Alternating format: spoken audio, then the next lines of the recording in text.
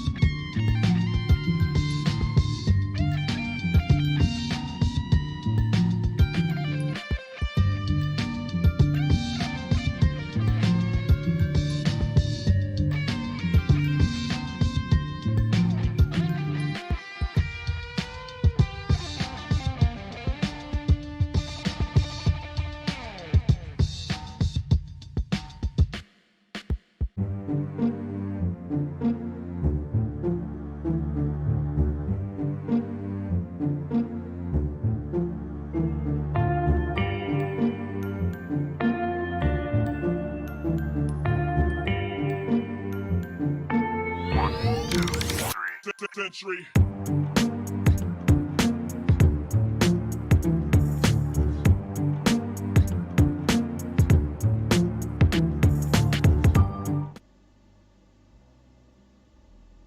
A wizard is never late, nor is he early. He arrives precisely when he means to.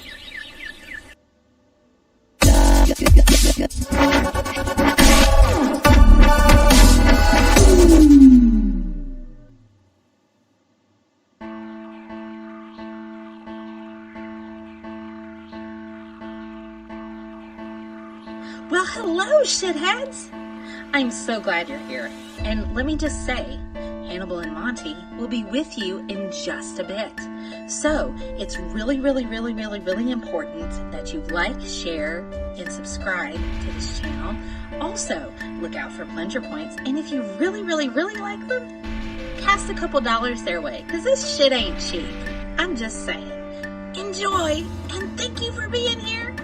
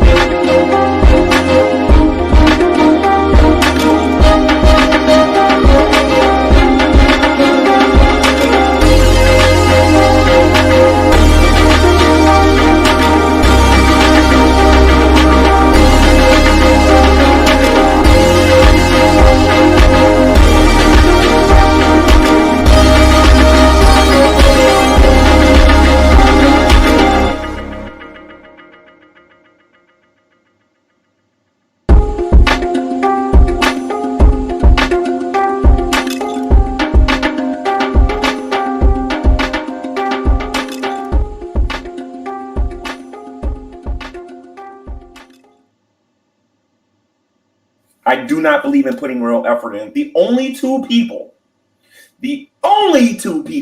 that I will vouch for, Hannibal and Monty.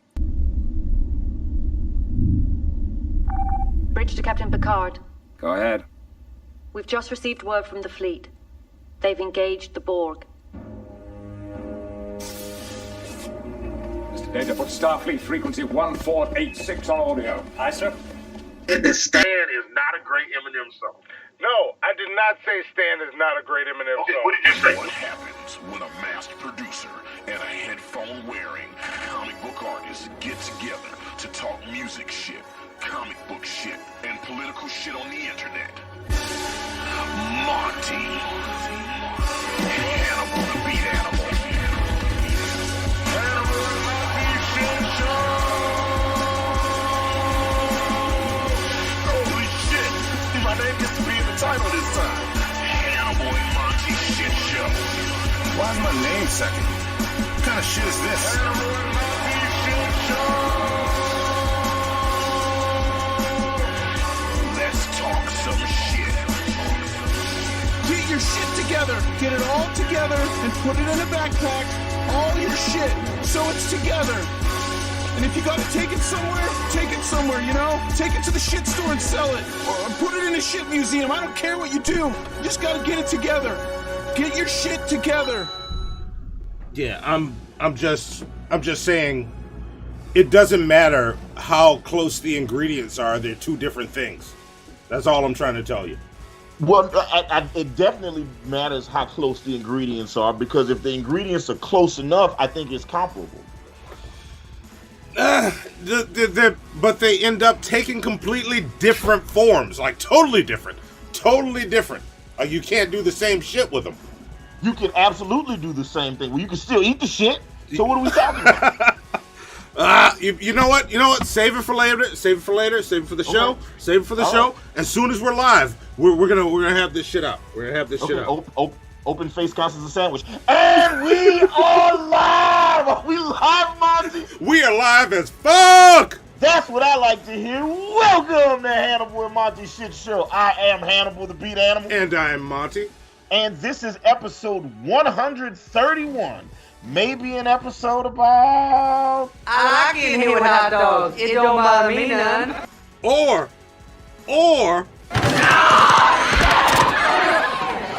There you go. Wait a second. Wait. Hold on. And this is episode 131. Maybe an episode about... I like getting hit with hot dogs. It don't bother me none. Or...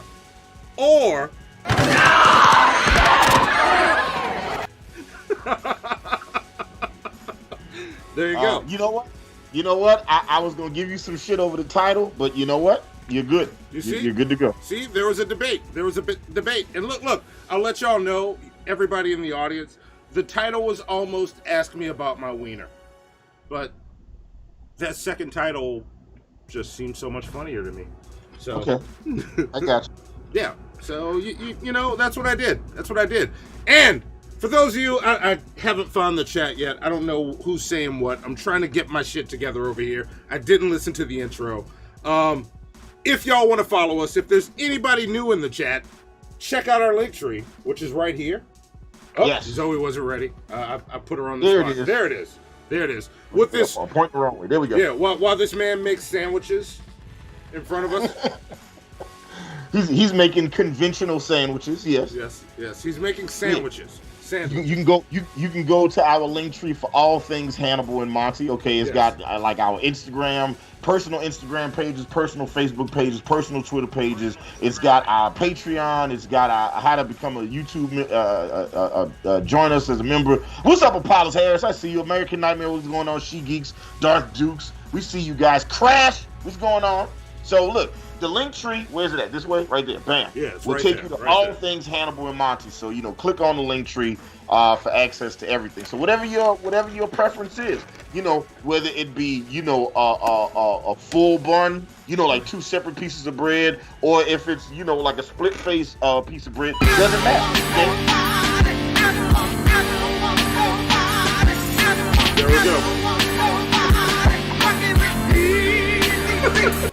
Is cereal a Yes. soup? What about oatmeal? Yes. George Marcus, is cereal a soup? What about oatmeal? And you know what? I think. Let's go ahead and do it. Monty, would you would you want to go ahead and just let's introduce our guest? Yeah, let's just introduce our guest. Y'all are trying to keep us from doing segments on this motherfucker, huh? We got segments planned. Y'all are just jumping right in. Like, come on. All right, let's introduce our guest. We have the one and only denier of sandwiches herself, Shannon Q. Welcome to the show. First off, Shannon Q is so much more than a sandwich denier, Monty. All right. That's essentially all I am. Yes. Tell the shitheads who you are. If there's anyone in the audience that doesn't know who you are. I'm Shannon Q. I have a YouTube channel called Shannon Q. I also co-host a show called The Atheist Experience and another show called The Line. And and hot dogs aren't sandwiches, but that's okay. It's okay if you're wrong. That's fine. I mean, and that's all I have going for me is that I'm right about hot dogs and everyone else is wrong about it. But sometimes I do YouTube content as a side gig when I'm not proselytizing about hot dogs. Gotcha. So that's a lucrative gig then, like talking about hot dogs. Oh, God no. God no, not even kind of. It's a frustrating gig. Yeah. It's the most frustrating thing that's ever happened to me in my life, actually. I've been thinking about taking my personal channel and making it all about explaining to people why hot dogs are sandwiches for years. And I'll do it for years and years, every day a new video. Yeah. Every day a new video. I'd share them all. Every single one of them. Every single one. I believe dialogue is important. Yes. No, I'm thinking about going full G-Man with it. Like, become a character. Like, I'll get up at 3 a.m. and go out into the woods and just complain about people that say they're sandwiches and go on for an hour talking about why these people are evil when they think that. Like, I might do that. I might make that the direction of my channel. G-Man has a special place in my heart. Yeah. Oh, G-Man. Oh, G-Man. See, it's crazy. But actually, before we get into the hot dog thing, everybody in the chat, chill out. Let's ease into this show. Let's have some fun. Shannon Q's a guest in our house, shitheads. Let's make her feel welcome and take her through a shit show. And I'm so scared. Oh no, this is gonna be fun. It's gonna be fun. Okay. We're gonna make you feel welcome. But first, before we do anything else, we gotta do my favorite brand new segment, and I think it's Hannibal's favorite segment too. Let's do the Minute of Lolz Cows. No. You said last week. Look, you said 2 weeks ago it was a one-time thing. Then you did it again last week, and then last week you said the only reason we did a Minute of Lolz Cows is because there was a lot of shit that happened. You just wanted to get the shit out the way, and no matter what happened this week, we weren't gonna do another one, and now we're doing another one. Yeah, but Monty makes unilateral decisions concerning Hannibal and Monty's shit show without actually talking. Here, you step into Drag Nuts territory. I'm the mob, nigga. I gotta turn those down. I thought I just did. Sorry. We'll get to that super chat after this Minute of Lolz Cows. And I don't make. Well, here's what happened, Hannibal. Burnt Toast sent me another one Wednesday, and I had to edit it. What am I gonna do? Burnt Toast keeps sending them. What am I gonna do if she keeps sending those to me? You could just not look. Listen, people send me shit all the time. I just throw it in the trash. Okay, I don't even look at it. Yeah, but it's burnt toast. We love burnt toast. We do love burnt toast. Yes. I want burnt toast to fall in love with something other than lol cows. Okay. Have you tried Pokemon Go? Okay. Look. In the words of a great philosopher and poet, Pokemon go to the polls. All right. You know what? See, you're gonna become a lolz cow. You keep talking like that. Here we go. Minute of Lolz Cows. Check it out. Let's get caught up on what these fuckers did this week. Let's get caught up. Here we go. This is Burnt Toast with your Minute of Lolz. This week, the Tard Alliance, Rev, G-Man, and Vaughn have decided to start suing people. G-Man claims there have been several jobs he has been turned down for because of what is being shown on Google.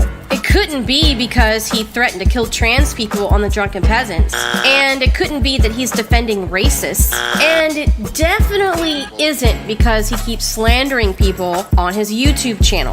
Nope, it's Google's fault because Google doesn't like him for some reason. But don't worry, folks, he's getting his legal advice from Shanny. Now there's no way he could lose. Vaughn is threatening to sue the Geek Room because they've been exposing his lies, child abuse, and stolen valor. By the way, shout out to Kentucky CPS. Shanny and Rev have now spent over $2,100 on cameos for celebs to give them a shout out. I have to say, I love their creativity in finding new ways to neglect their children and spend all of their money. And of course, even though Shanny claims that she's definitely not a racist. I'm not a racist. She just couldn't help herself this week. She'd make a sock account, say some racist stuff to me, get blocked, then come back with another sock account saying the exact same thing on multiple channels. I only have one request, Shanny. Can you at least be funny? I mean, why can't we ever get the good trolls? But that's like expecting G-Man to know the difference between your, and your. By the way, Shanny, have fun in court on Friday. And that was your Minute of Lolz. There you go. There you go. That's everything that happened up until Tuesday with all those crazy people. Look, I'll give credit where credit is due. I like not having to know more than a minute's worth of their lives. So thank you for that, Burnt Toast. But you can't end it on a cliffhanger. What happens when Shanny goes to court on Friday? What's she going to court for? What's that got to do with? Oh, so you're saying you want the Minute of Lolz next week? I just need to know how to. I just need to know just. Fuck you, man. This is how I got hooked into watching The Sopranos, okay? I needed to know how the first season ended, and then I watched the second season, and then I watched all the seasons. See? You see? There you go. Okay. Shannon, do you have Shannon Q, do you have thoughts on that? Should I just call you Shannon? Because Shannon Q is a lot. Just call me Shannon. All right, there we go. There we go. Shannon Q. I don't really know who a lot of those people are, but there was a lot of thankful. In there. Be thankful. Be thankful. I'm not a super big fan of the ableism at the beginning, with the hard T, I guess, instead of R. That, as somebody with a background in psychology, I told you I'm no fun. I'm not a big fan. Wait. A big fan of what? Wait, I missed it. When they were referred to as the, I guess, Tard Alliance. I wasn't a huge fan of that. I don't like that. I'm sorry. I'm not very much fun, but I just don't like that because I advocate for mental health. So I'd be remiss if I didn't mention that as something that stuck out to me as not my favorite thing. So I'm really sorry about that. But the rest of it is just a lot to take in because there was some child abuse accusations in there, and that's something that would be taken incredibly seriously. Mm-hmm. And people are taking that seriously, right? People are reporting where it should be reported, and action is taken appropriately. People are doing stuff. My heart's palpitating. That's actually what's happening. It's an insane group. It'll upset you if you're not just. G-Man's the one I'm familiar with. I kind of know who Shanny is because I'm friends with Drag. Yeah. But I don't really know what she's about or what her husband is about. Look, listen. I didn't know nothing. I didn't know anything about Shanny and G-Man. I didn't know anything about any of this. Monty dragged me down this garbage ass rabbit hole. Ruining your life. Okay. Yes. Type of friend I got in him. Okay. Don't blame it on me. Yeah, you're the opposite of that Randy Newman saying you got a friend in me. I don't got shit with Monty. Okay. Like making me watch all this bullshit. Okay, all right. But look, it's over with. It's done now. And now that it's over with and done now, Monty, if you check the Skype chat, we got some Monty erotica that you didn't read from last time. So I love the producer Zoe. Could you go full screen? There we go. I'll mute. There we go. It's your show. There we go. Now, Monty, since and look, Shannon Q, right, I don't know if you know it, but I'm gonna flip off the mask from now on. Monty, okay, is first off, Monty is a superstar. Okay, he has been in such film as Jay and Silent Bob's reboot. He has starred in film with Matt Damon, Ben Affleck, and his good personal friend Chris Hemsworth. Right? And he was even in a picture with Arrow's Stephen Amell. Okay? He's always telling people to join the Montourage, right? Isn't that what you say all the time? People should join the Montourage, but yeah. Okay. You're taking this shit too far. Man. So it's like they want to hear from you, all right? So let's give them let's go ahead and give you the proper lead. I don't hear the music playing. Is the music playing? Oh, the music's playing. The music's playing. So I'm not logged into Skype. I'm getting logged in on my phone. Fuck you. But yeah. Okay, all right. So anyway, Sandy, people will pay us good money so they can hear Monty in all his glory and majesty, read their erotic literature. Oh, I'm amped for this. No, don't be amped for this. So no, I'm pumped. This better be good, actually. This is not a good thing. Why? Okay. Oh, you'll see. I don't even know what I'm about to read. Once I get logged in, we'll find out if this is a good thing. So here we go. I'm ready. Okay, all right. Let me. Ladies and gentlemen, he once dated the entire female Scandinavian volleyball team at one time. His dreadlocks alone have experienced more than a lesser man's entire body. His pants never require ironing. Ladies and gentlemen, the mahogany throat, the Egyptian god, Monty. There you go, buddy. Fuck off.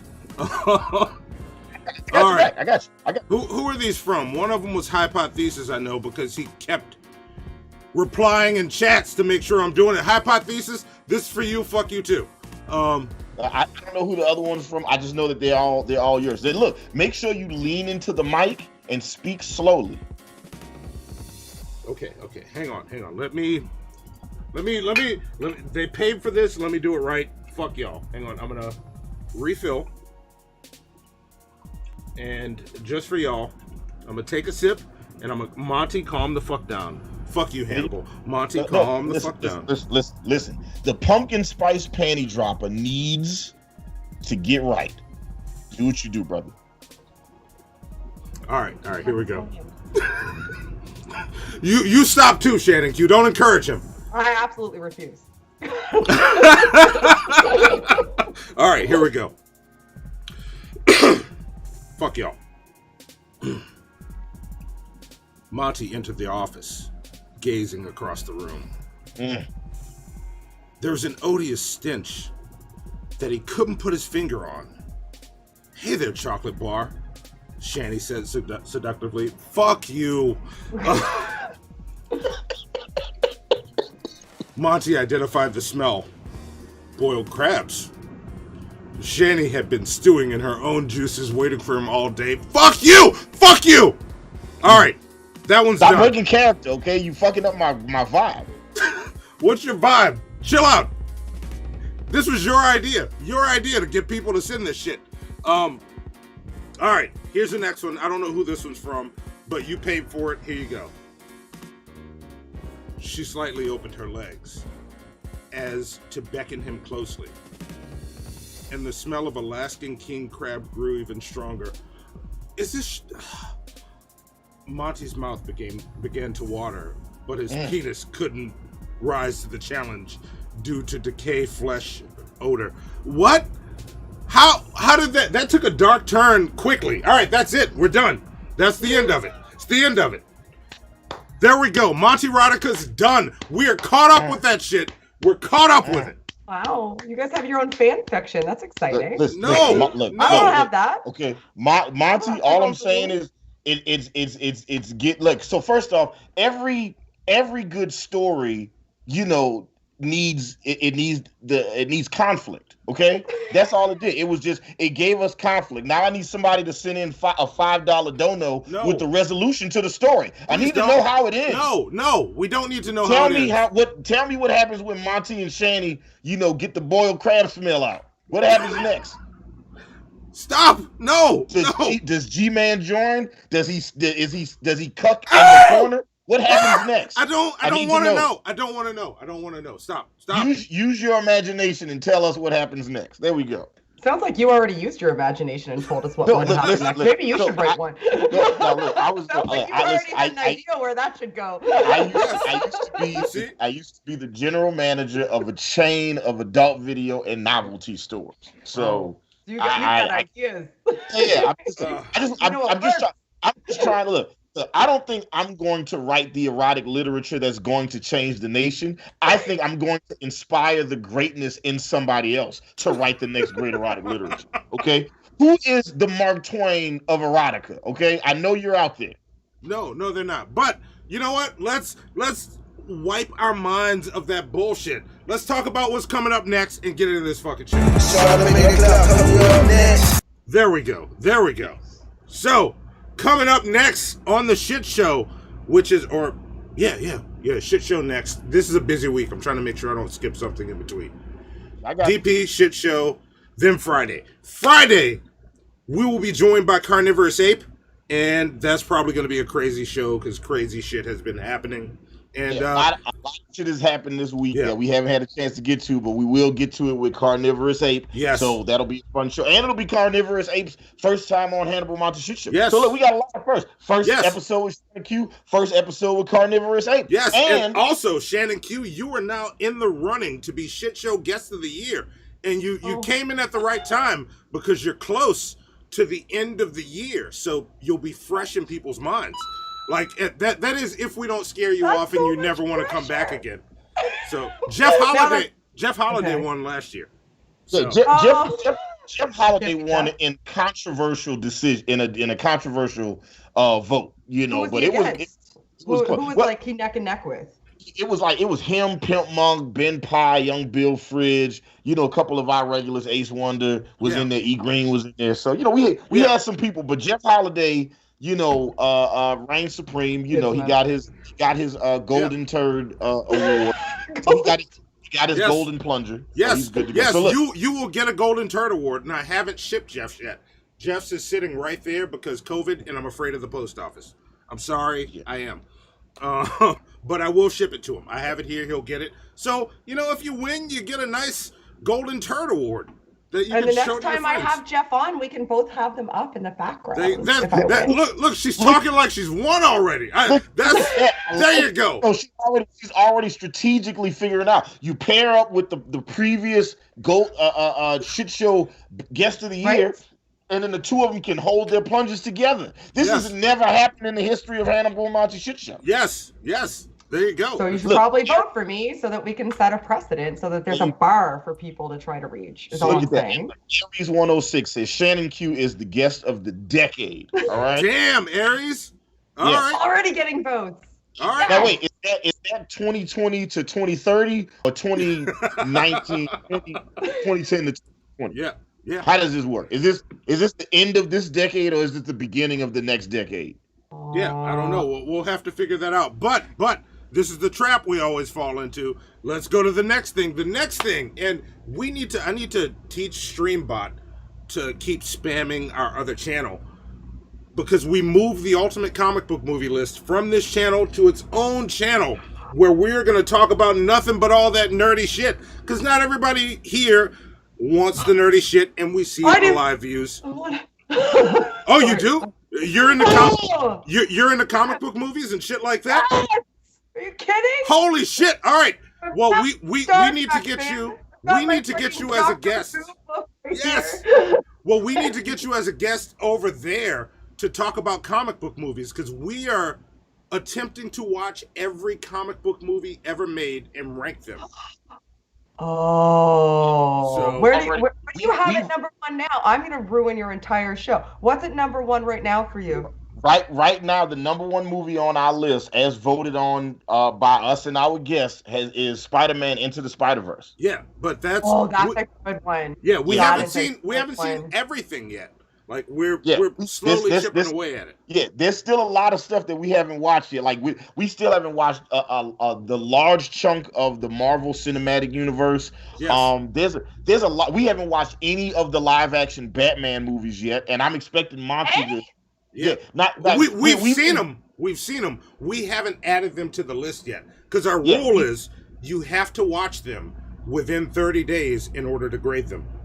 That makes sense because your memory could be contorted. Yes, and ergo, Howard the Duck, which is why Howard the Duck landed where it landed. Okay, like a lot of you guys, Howard the Duck and Teenage Mutant Ninja Turtles 2: Secret of the Ooze. Some of y'all were giving it sympathy grades, and some of the guests, look, you guys, you know who the fuck you are. Okay, giving it those nostalgia grades. Okay, like eat too many goddamn member berries. Yeah, and like look, unfairly high. And also, I have so many questions now. Also, Black Panther got fucked up. I don't know. Look, I don't follow all the shit going on. I don't know if you're cool with GE, if you still chat with him. But if you do, next time you talk to him, tell him Hannibal and Monty are coming for him because we're pissed about his Black Panther grade. GE and KC are one of my best friends. All right, we love GE. We love GE. He fucked up our Black Panther grades though. I'm gonna give him shit like that forever. Because he gave it a super fucking low grade. He did. He fucked it up because it would have probably been in our top 5, but because of his grade, it's in the top 10. Yes. So let's some shit. Yes, I love him, but he fucked up that grade, so I'm never gonna let him live that shit down. Though? You know what? We don't. Oh, God damn it! We don't have the time to get in. Yeah. You shouldn't have said anything in front of me. It's gonna be fun. Such a nerd. Look. You warn him from our new channel with very few subs. I will be making a video about Godless Engineer, calling him out on his Black Panther grade, and I will send it to you. You share that shit with him. So, and tell him to respond to it on the show and let me know when. I'll be in the chat. Novel company. I love this shit. Yes, because I love nerdy arguments. So, let's have it out. But that's coming up Sunday. On Sunday. Talk about what you want to talk about on your show now. Yes. Oh, we'll get. I didn't know I should invite you to an Ultimate Comic Book Movie List show. Like we'll talk. That's where I belong. All right. Now we might have more another panel-worthy guest, Monty. Talk about how Fox fucked up the X-Men canon, and then Marvel tried to sabotage them because they wanted their property. Yes. Talk that shit, Shannon Q.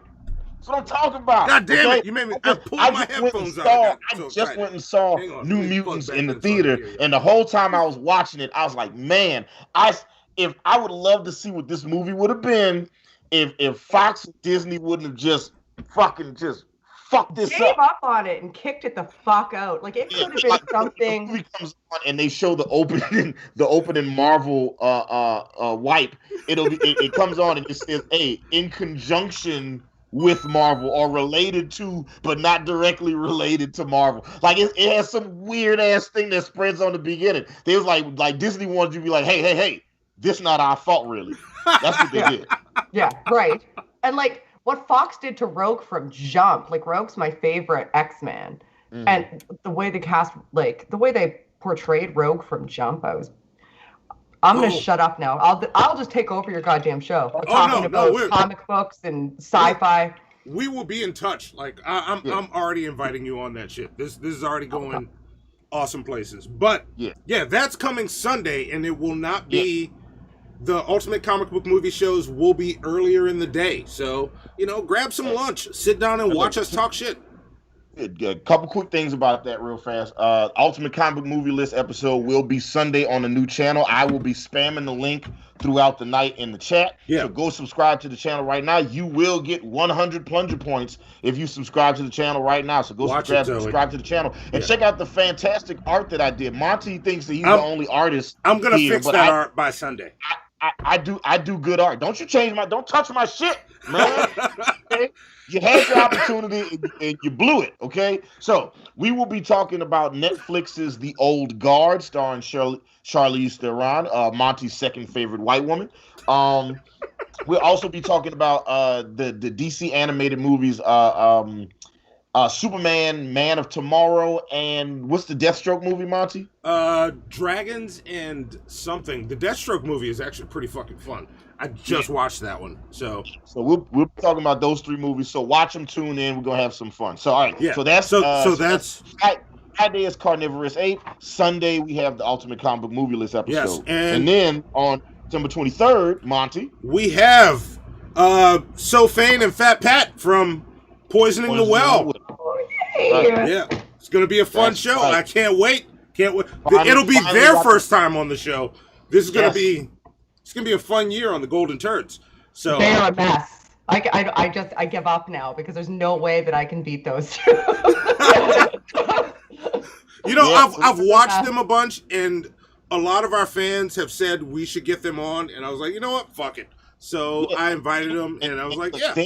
They're here in Atlanta. I'm in Atlanta, so it's like we just need to make this happen. Like we it's taking too long, so we need to go ahead and make this happen. So look, so that's September 23rd. On September 29th, just like last night, Monty and I will be guests on the Drunken Peasants podcast with young Bill Fridge and Ben Pye. So that'll be on the 29th, and on September 30th, it is the torture, the Hannibal and Monty's torture episode, the monthly torture episode. Torture ourselves for the entertainment of you guys, and we'll be joined by Dragnot Silvers as we introduce you guys to. Do I want to say the newest lol cow?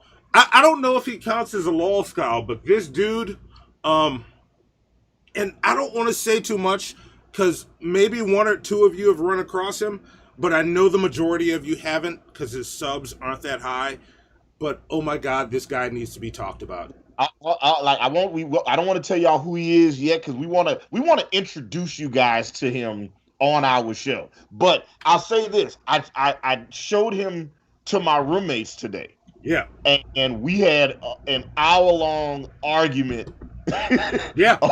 About some of the shit on like the first 3 or 4 things on his page. This shit is incredible. I can't wait to talk about it. Yeah. So that's what we got coming up for the rest of September. That is September. All right, that was pretty quick. All right, we're doing good on time. All right, I like this. So yeah, we got a really exciting September, and we're about to start. For anybody in the chat that's watching, so you don't spam it in the chat. If I said I'm going to talk to you about being on the show, it's coming. Trust me. Zoe and I are talking. She's going to reach out to you because I'm bad with this shit. Like, Shannon knows how it works. Zoe would message most of the time, and then I'd pop in and be like, hey, what's up? I saw this. That's awesome.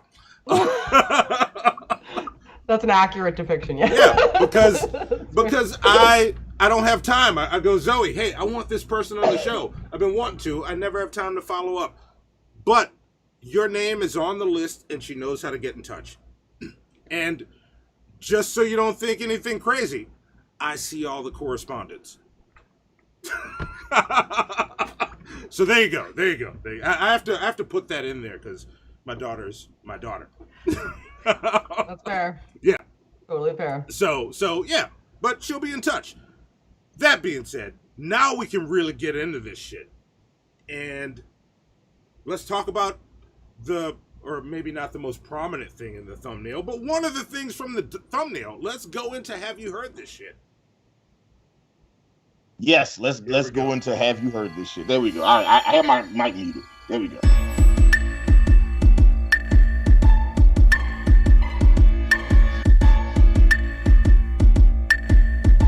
Hey, wake up! Wake your punk ass up.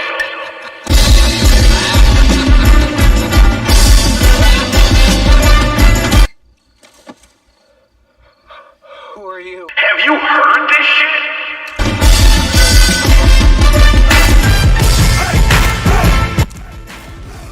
Okay, all right. Here it comes.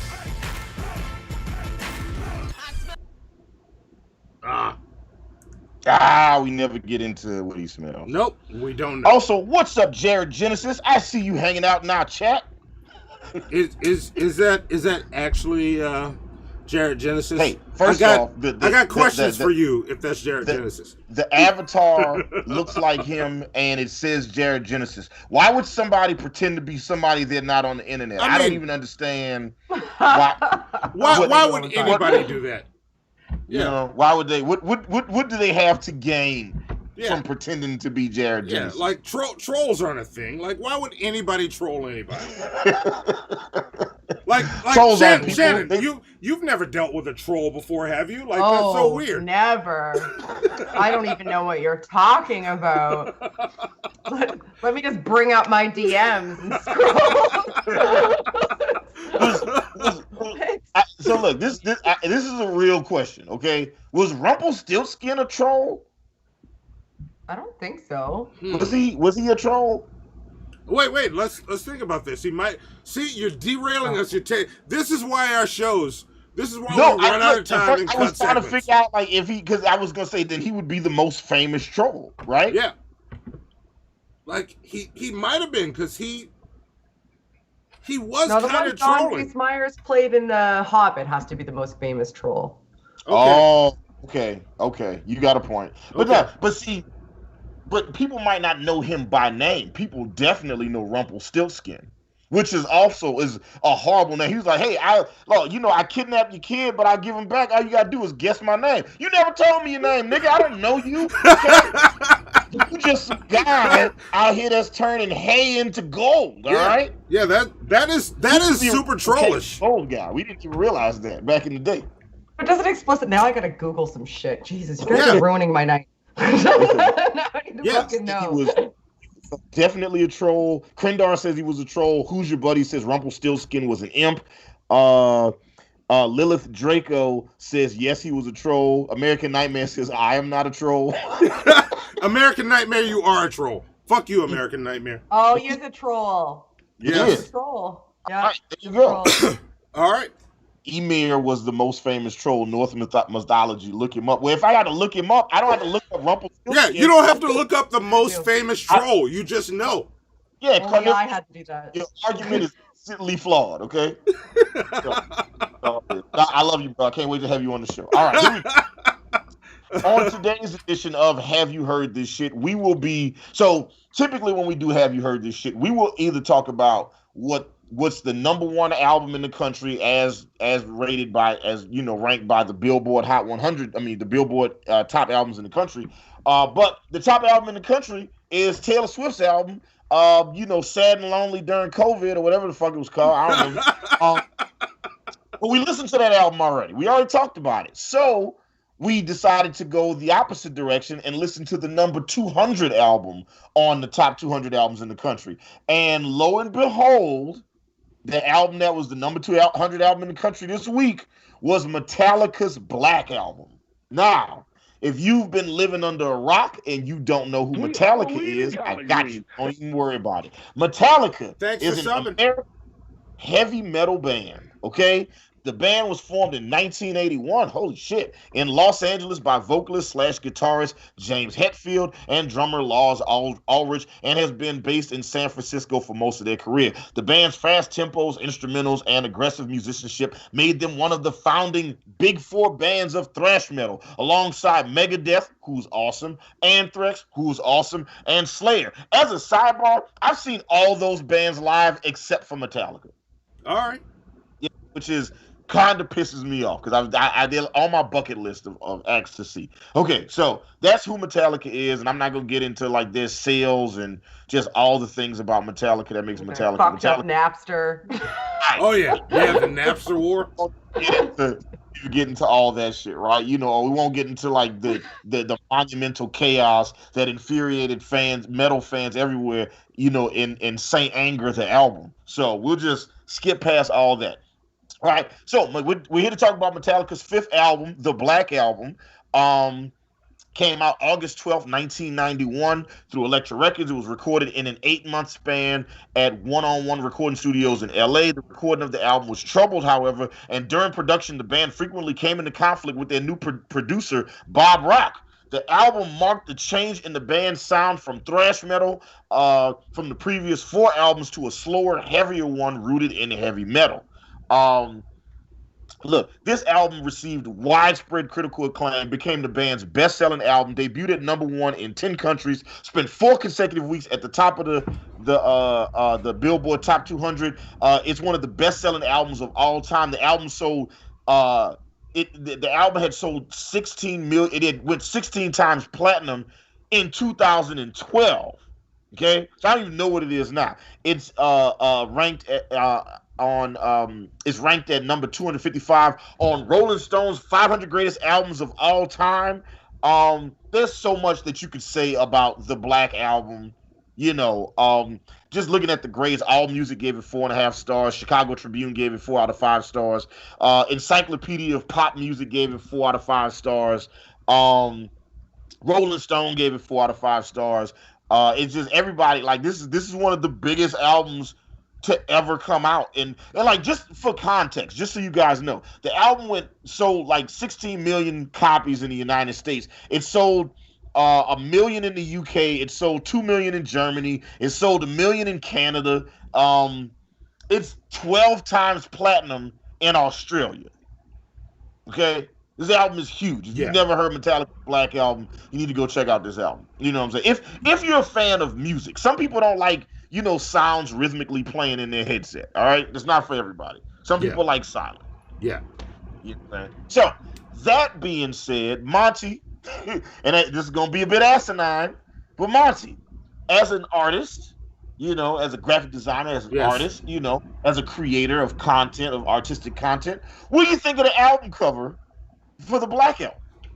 I actually, this is one of my all-time favorite album covers. It has been. And I'm going to have the unpopular opinion with Metallica, unless the people watching are different than the people I normally run into. But I always have the unpopular opinion with this. But I'll start with the art. The art, this is some of my favorite art because it's super understated. This album is not actually called the Black Album. It's just called Metallica. Yeah. We call it the Black Album because when you look at it on the shelf, it just looks like a black square. When you look closer, the Metallica logo is there, and there's a little snake ghosted on it. It's really well done, and it gets the point across. It's at a point where you know who the fuck Metallica is. You're going to buy a Metallica album, and it was designed in a way that they weren't trying to get new fans with this. This is for fans of Metallica. It hit the mark. They all heard it. If you're a fan of Metallica and you didn't hear this, then you fucked up. They didn't fuck up. Mm-hmm. And I love this album for its simplicity. It gets the point across. If you pick it up, you go, oh, Metallica. Got it. Sold. So yeah. I would, if I had to grade this album, or this album cover, it's a solid A. Okay. Solid A on design work. What'd you think of the production? So I read it in the Wikipedia description. This album was them doing something a little bit slower. Some people say it's a bit grungier. I've heard different terms to describe it, but yeah, this was like, if you were a fan of the way their first 3 albums sounded, so I feel like Injustice for All started to kind of shift into what this album was sounding like. Yeah. But the first 3 albums were in a very different direction, and Justice for All slowed down a little bit, and then this album is like a fucking speed bump. So if you liked the production on the first 3 albums, you probably hate the Black Album. Yeah. And that's just because you're a hater, and you got hate in your heart, and you don't like human beings, and you don't like freedom in America and all that bullshit. So that's all. Hang on. All right. I think you might have taken that too far. Okay, all right, okay, my bad. I know Pimp Monk doesn't like this album, but I also know that Pimp Monk's a communist and doesn't like America, so that's all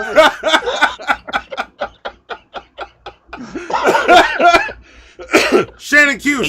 Y'all clip that out and send that to Pimp Monk. Send it straight to him. Send him that clip. That Hannibal said that. But also send him, Pimp is not a communist, Hannibal. Say, look, clip that at the end of it. I'll make sure that I skew that whole part out so you can't even send him that part. There you go.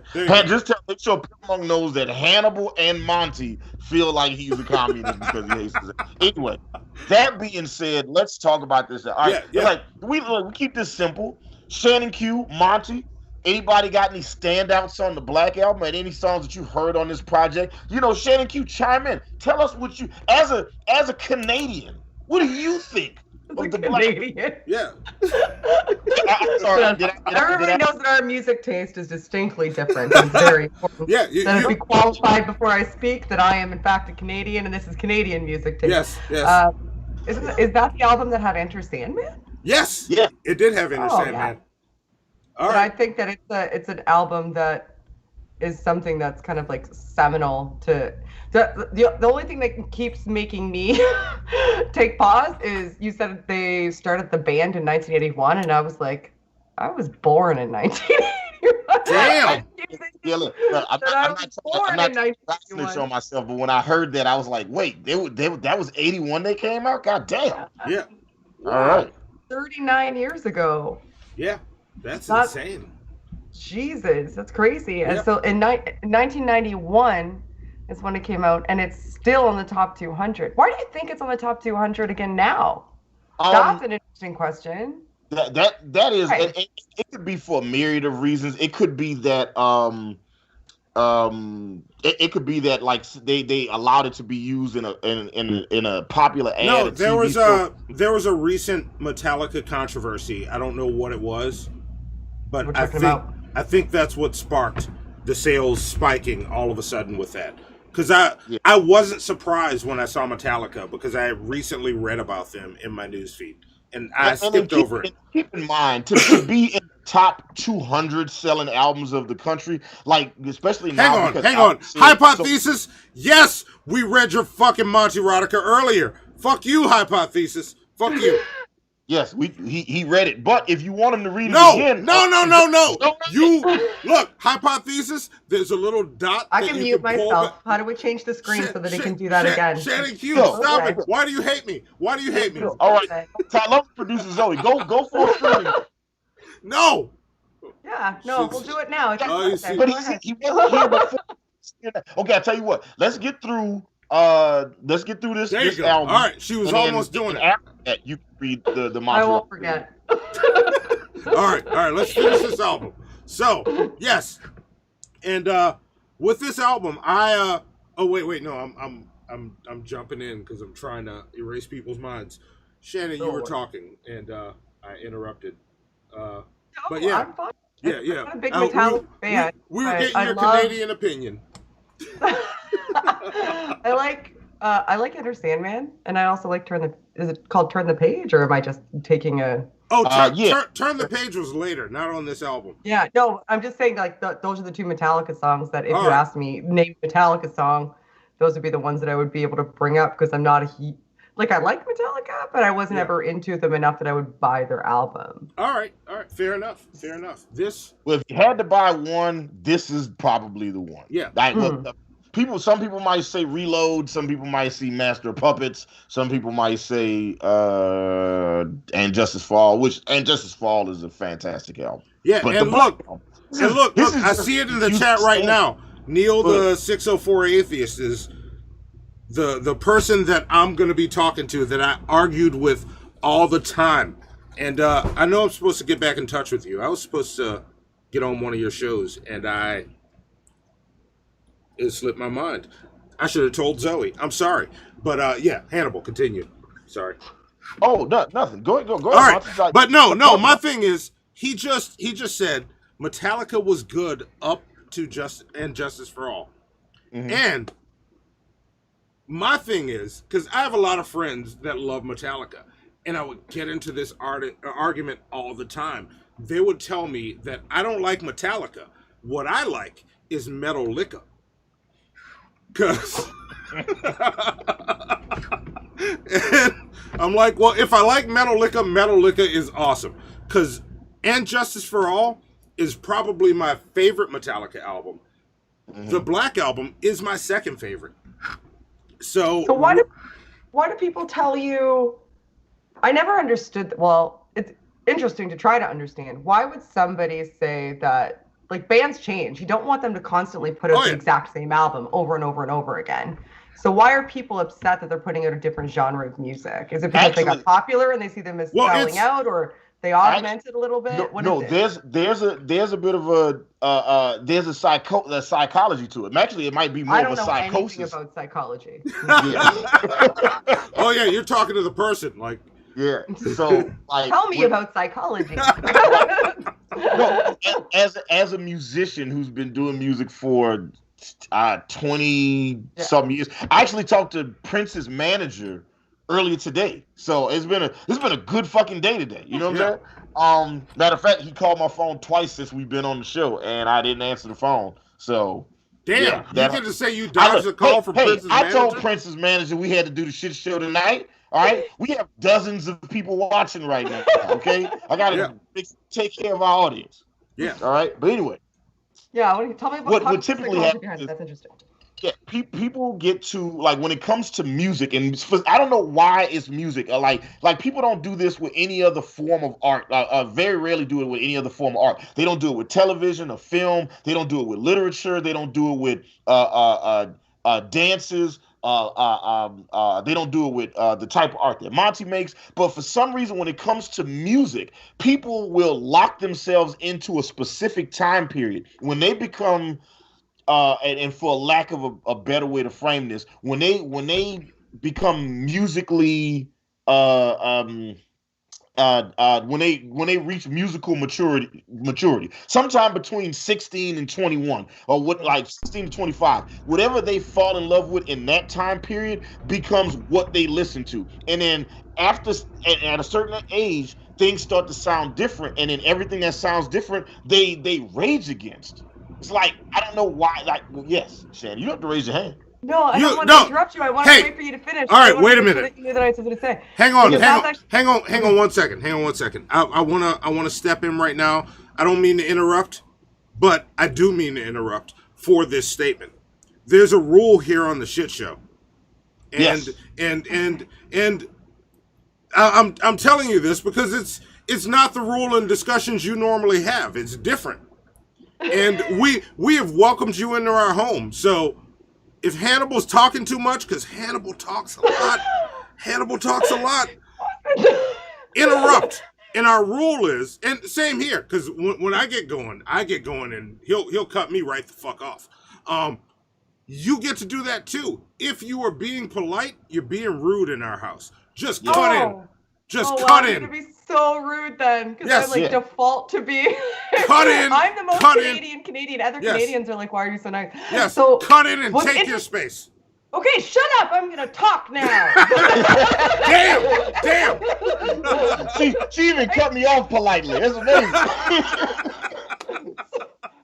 Look at that. Is that so? I studied communication theory, right? And this is kind of geeky, but it's relevant to this. And one of the things when you study language acquisition in primate type animals, including us, is that sing-song type vocalizations, like those types of phonemes, are active, which is a type of like language noise that you make essentially. So when you make those sounds, they kind of elicit emotions. And there's theories that the first form of communication that any sort of animal has, or that we may have had like early in our evolutionary history, was these sort of sing-song type noises. And they were made specifically to elicit a certain type of emotion, like a fear or a sadness, so that we could communicate information about what was happening. So that is why they think that music, like if you look at music psychology, connects maybe so deeply with people, because it's sort of like a visceral, like lower brain, like cerebral type of communication that's like really, really deep in us. And so when you're coming of age, especially like that, like there's a huge portion of the brain that's starting to develop and really kind of branch and prune and like form and solidify right around that age period that you said. So you've already gone through language acquisition, but you haven't really gone through full emotional maturity. And if the music is a type of communication that you use to reach emotional maturity, and then it's solidified that maybe why you don't like that change. Yeah. Right, yeah, that's probably super nerdy, but that's so fascinating to me. Yeah, it's one of those things, and I've noticed it for years now. When I get into music conversations with people will lock themselves musically into a certain time frame, and yeah, and then they won't allow themselves, especially with the genre that they're most passionate about. Like everybody has like a specific genre they're super passionate about, and they'd be like, okay, with this genre, I only like this stuff. I'm open-minded to listening to other shit, but this stuff, if it doesn't sound like this, I don't like it. Yeah, that's it. It's super weird. Yeah, and they only do that with music. You don't see people do that with TV shows. People don't be like, I only watch sitcoms. I'm not watching it if it doesn't have commercial breaks every 7 minutes. Yeah. Okay, that's not a thing. But with music, but they're not doing it. Like a music is helping them emotionally develop. Like they're turning to music for emotional reasons, and it's helping them emotionally develop. Yeah, they're not really necessarily doing that with other types of artistic genres. They're appealing to them when they like feel as though it relates to their specific emotional state. So they're looking to it to reflect an emotional state. But with music, you use music to influence your emotional states in a really active way, I think. I do too, but maybe I'm wired different. I love when a band that I love changes because I have that the Jay-Z line. If you like my old shit, buy my old album. Buy my old album. Yeah, like I got your old album already. What are you gonna do next? That's why I still love Eminem.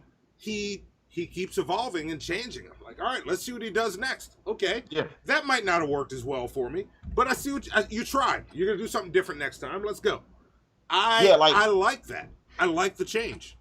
Yeah, and like no creator wants to get stuck in a hole where they're only allowed to create that one thing. Like this is like could you imagine if Seinfeld got stuck doing Seinfeld forever? You know what I'm saying? It's just like then we would never have the awesomeness that is comedians in cars drinking coffee. That's true. That's a great fucking show that only happens if he decides to evolve and grow. And it's weird because people only do it with music. They don't do it with movies. Like you don't see somebody being like, yeah, like the horror that comes out now is trash. The old horror movies were the best horror movies ever. Like no, they just keep watching new horror films. But people that like old metal do not like new metal. And people that like new metal will be like, will tell you that Metallica isn't metal. It's super weird. You know, they will get into whole arguments that they'll be like, Metallica isn't metal. Metallica is hard rock. Yeah. And I was like, well, it was metal when they did it in the 80s. It's metal liquor. Yeah, and why is that differentiation important too? Like that tells me that you're emotionally invested in like a really visceral sort of way. Yeah. Because otherwise, like, why do you even care? Like, why are you upset that they changed an aspect of their genre unless you feel as though you have this sort of like parasocial relationship with them too, and they kind of owe it to you to keep giving you the same emotional experiences that they previously gave you, and now there's no payoff there like it was before. So this is one of those things. Like I noticed the same thing to be true of, like, I talk to all my friends that smoke weed, and what I find is whatever their first good high is, smoking weed, that's their preferred method of smoking forever. So it's like if the first great high they have is using a particular type of, like, or they only get, like, they got super high smoking out of cigarillo, they only want to smoke out of cigarillos. They don't want to smoke out of bong. They don't want to smoke out of bowl. They don't want no goddamn edibles. They want it that particular way because that's the way that they fell in love with it. And I think the same thing is true with music. And it's weird. It's super weird. Like, could you imagine somebody doing that with video games? Be like, I only want to play arcade games. I'll never play a console. No phone games. I only want it in arcade. If I don't put my quarter on a machine to let people know I'm next, I won't play it. I think some people do that though. Yeah. For sure. Like, video game culture is banana bonkers. Like, if you guys watched, like, some of them are ardent about it.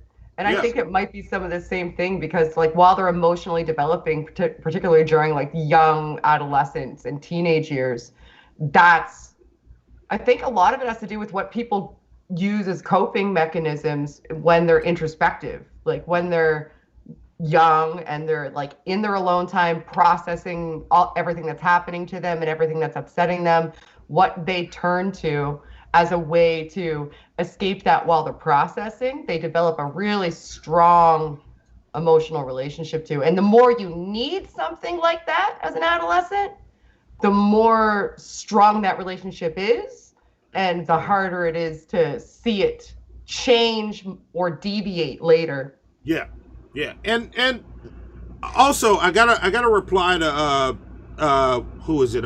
Caustic. He was she, they are right.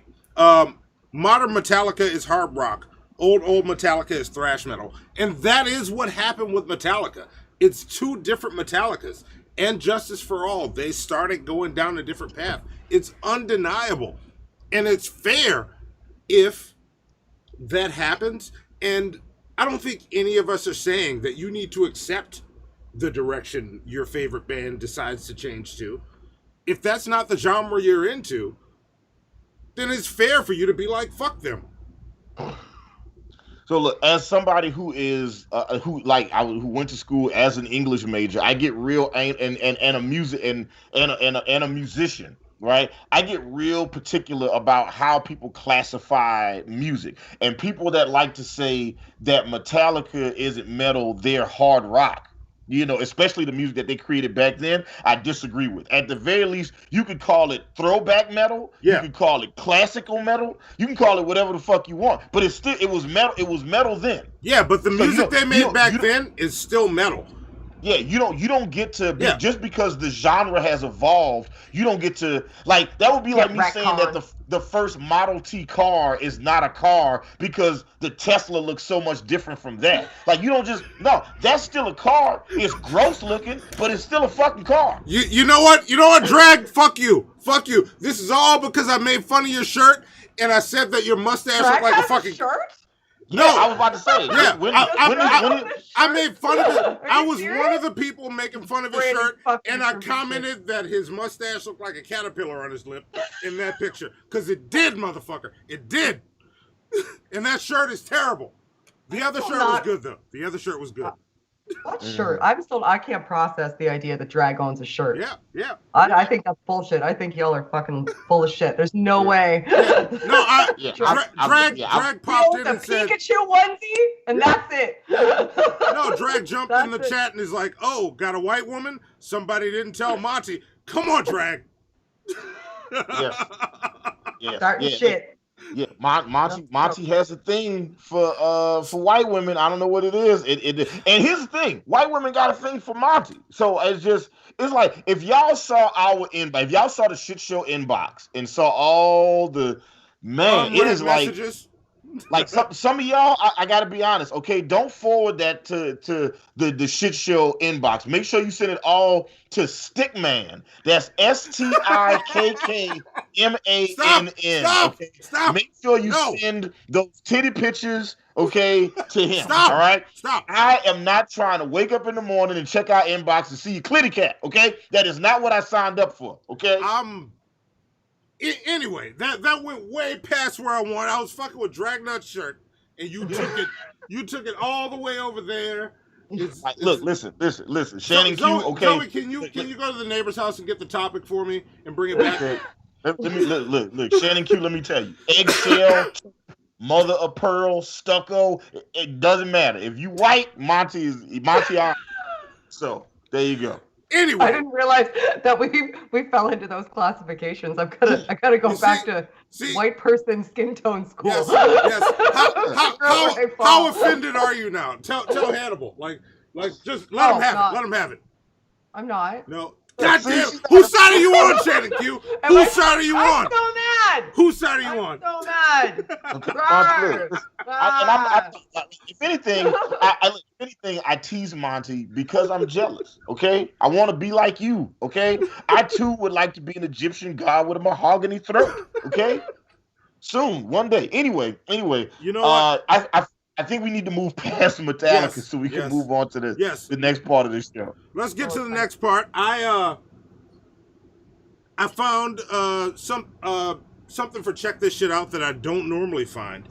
I found a random YouTube channel of and it kind of segues from where we were. It's some white people getting away with some shit that some black people never would. So check this shit out.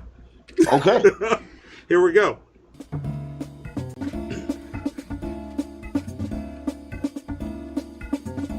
Hannibal and Monty's Shit Show presents.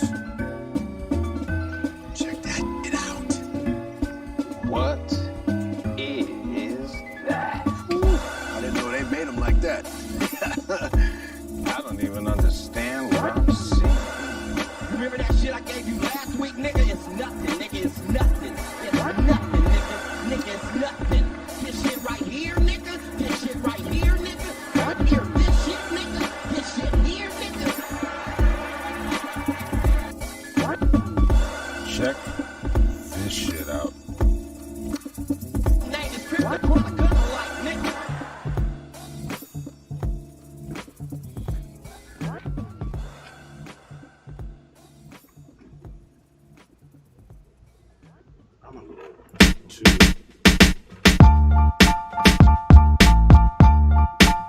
You guys need some Coke? No, thank you. No Coke? Hey guys. Hey. What's going on? How you guys doing today? Good. What are you guys doing here? Just done hanging out. Why are you guys in the car? Yeah. Step out of the car. Yeah. I can't do this. I can't do this. Man. We have a bunch of Coke in the back. I'm sorry. Dude. A bunch of Coke in the back? I'm sorry. Kyle. Alright. Okay, man. Step out of the car. We're gonna do this one by one. Hold on. You stay in the car. I can't do this. I'm sorry. Relax. Dude, it's not a big deal. Okay? It's not ours though. We're just bringing it to a friend. I swear. Okay, just relax. I swear we're just bringing it to a friend. We don't want any trouble. Behind your back? I didn't know you couldn't sell it like that though. We'll figure it out, man. Just relax. Yes, sir. You guys are safety because there's a few of you, okay? We do. Wait, they're calling more? No, wait. Since when is this even illegal though? I don't get it. What's that? Just because they can't tax it? They got what? Just because they can't tax Come on, Coke? man. Step out of the car. Okay, I don't know. You don't have any other cups?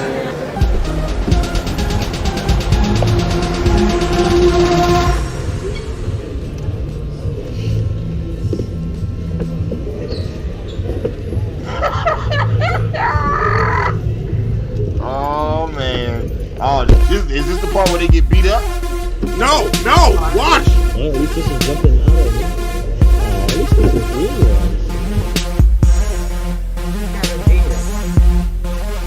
is There you What? go. They get a handshake.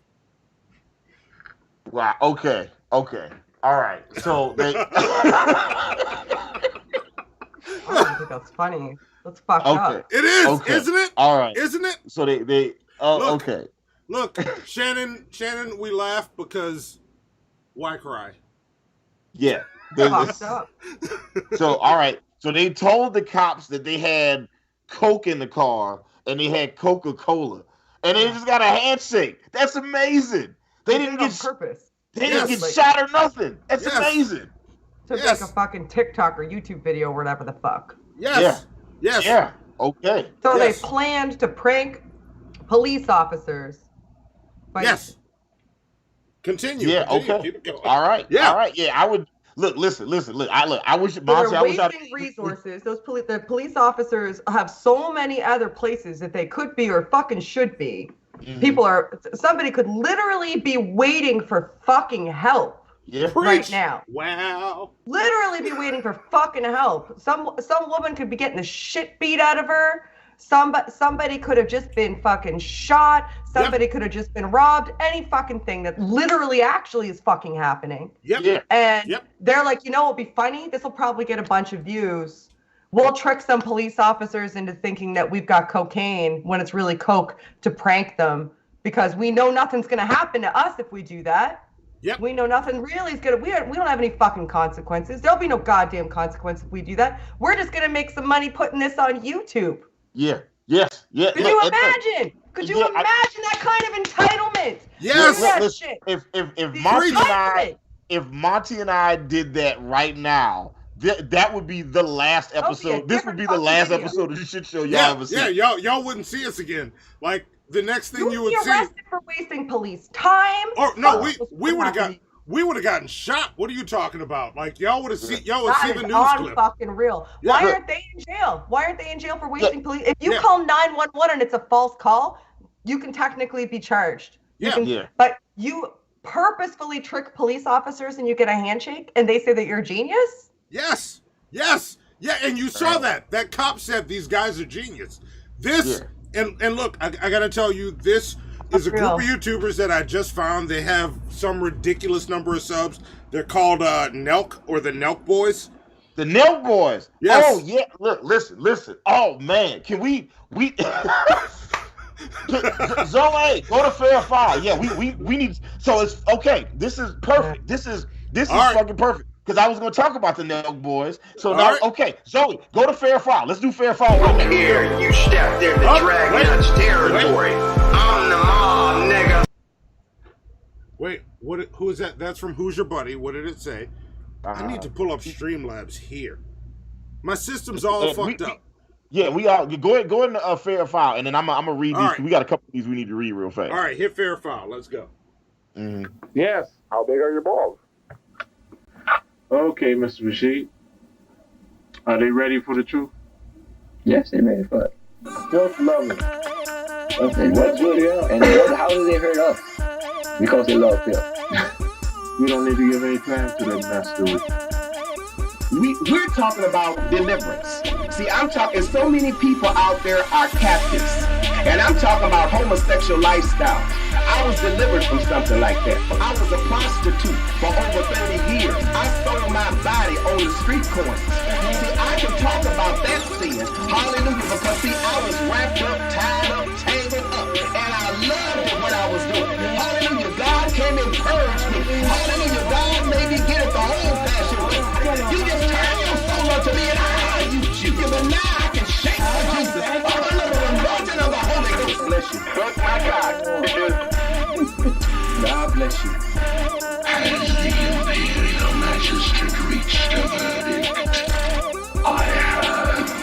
Guilty or innocent. Innocent.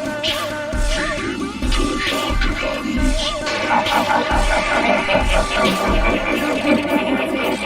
I'm leaving you for.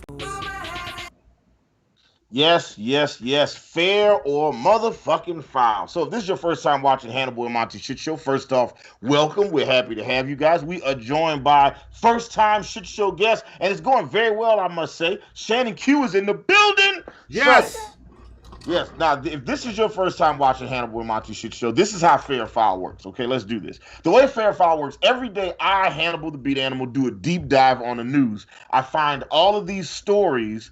I'll go to a bunch of different news sites. I have a news aggregator site I go to, followed by Associated Press, CNN, Fox News, InfoWars, Breitbart, Reuters, Politico, The Blaze, The Hill, MSNBC, Huffington Post, Snopes, etc. I read 100 stories 100 times, and sometimes when I get to the end of the story, I wonder to myself, was the end result fair or was the end result foul? So I'm going to read you guys a couple stories, and we're going to talk about it. We're going to have us a discussion, and you guys are going to chime in and let us know if you think it's fair or foul. Now, since Monty showed us a video from the Nelk Boys, I've never seen the Nelk Boys channel, but this is awesome because I grabbed this for a whole different reason.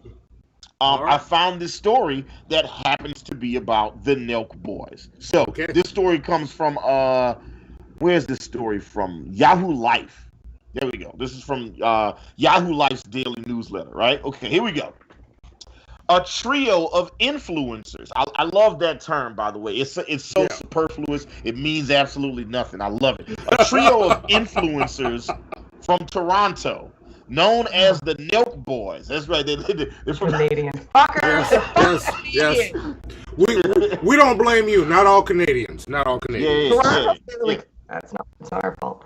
There we go. All right. A trio of influencers from Toronto, known as the Nelk Boys, are being penalized by their primary platform, YouTube, while being investigated by local Illinois officials after throwing a party at Illinois State University amid the coronavirus pandemic.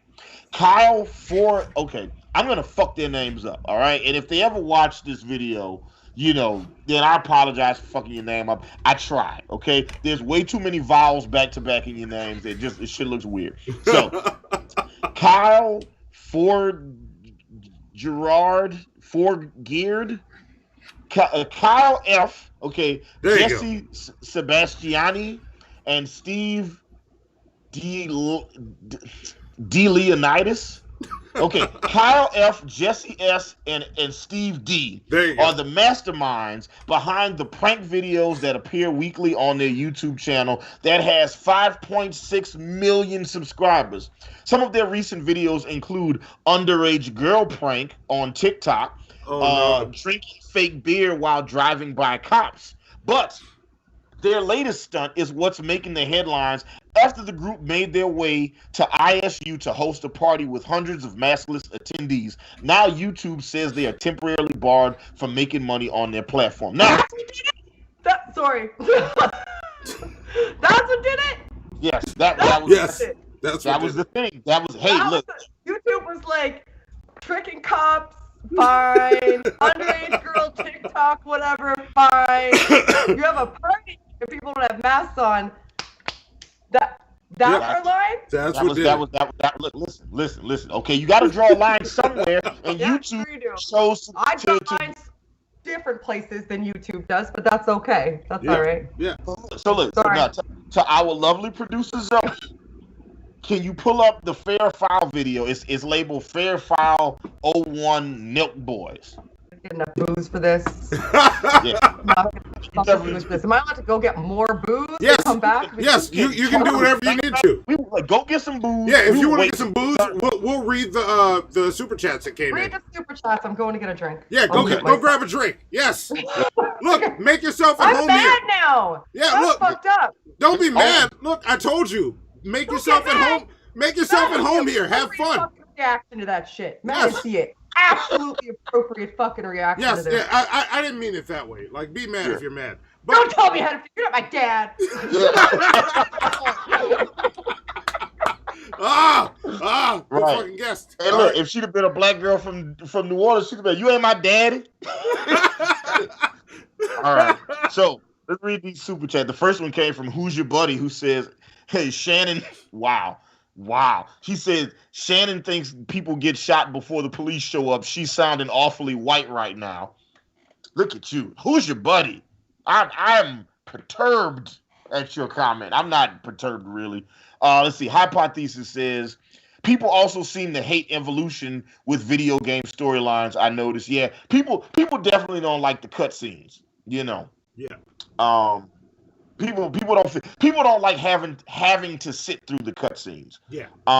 Who's Your Buddy also said, I'm glad Shannon is here. I love me some white people. Yeah. Look, listen, and look. So look, Who's Your Buddy?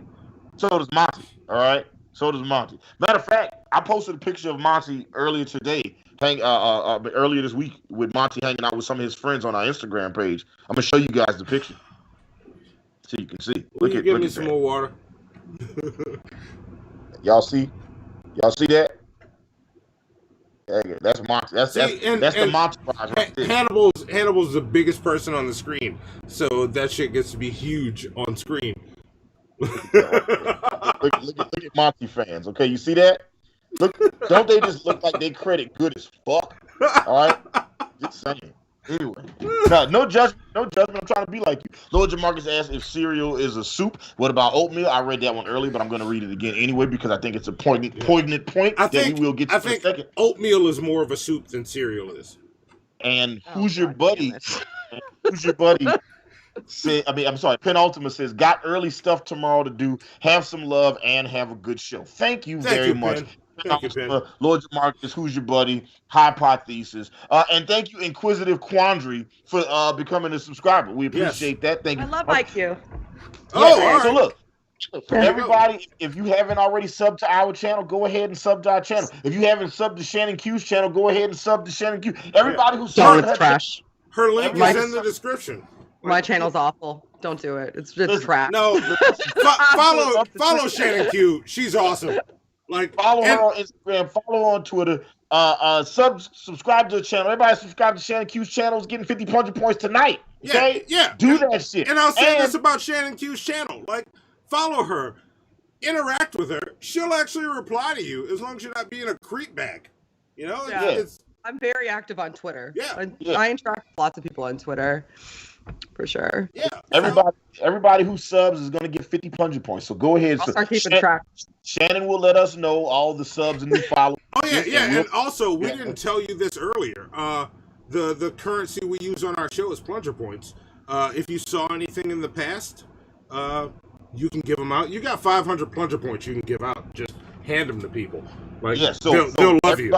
If I give them to myself, do I have a better chance of winning the golden plunger? Because I really need to edge out Bane and Fat Pat. Oh no. Your plunger points have.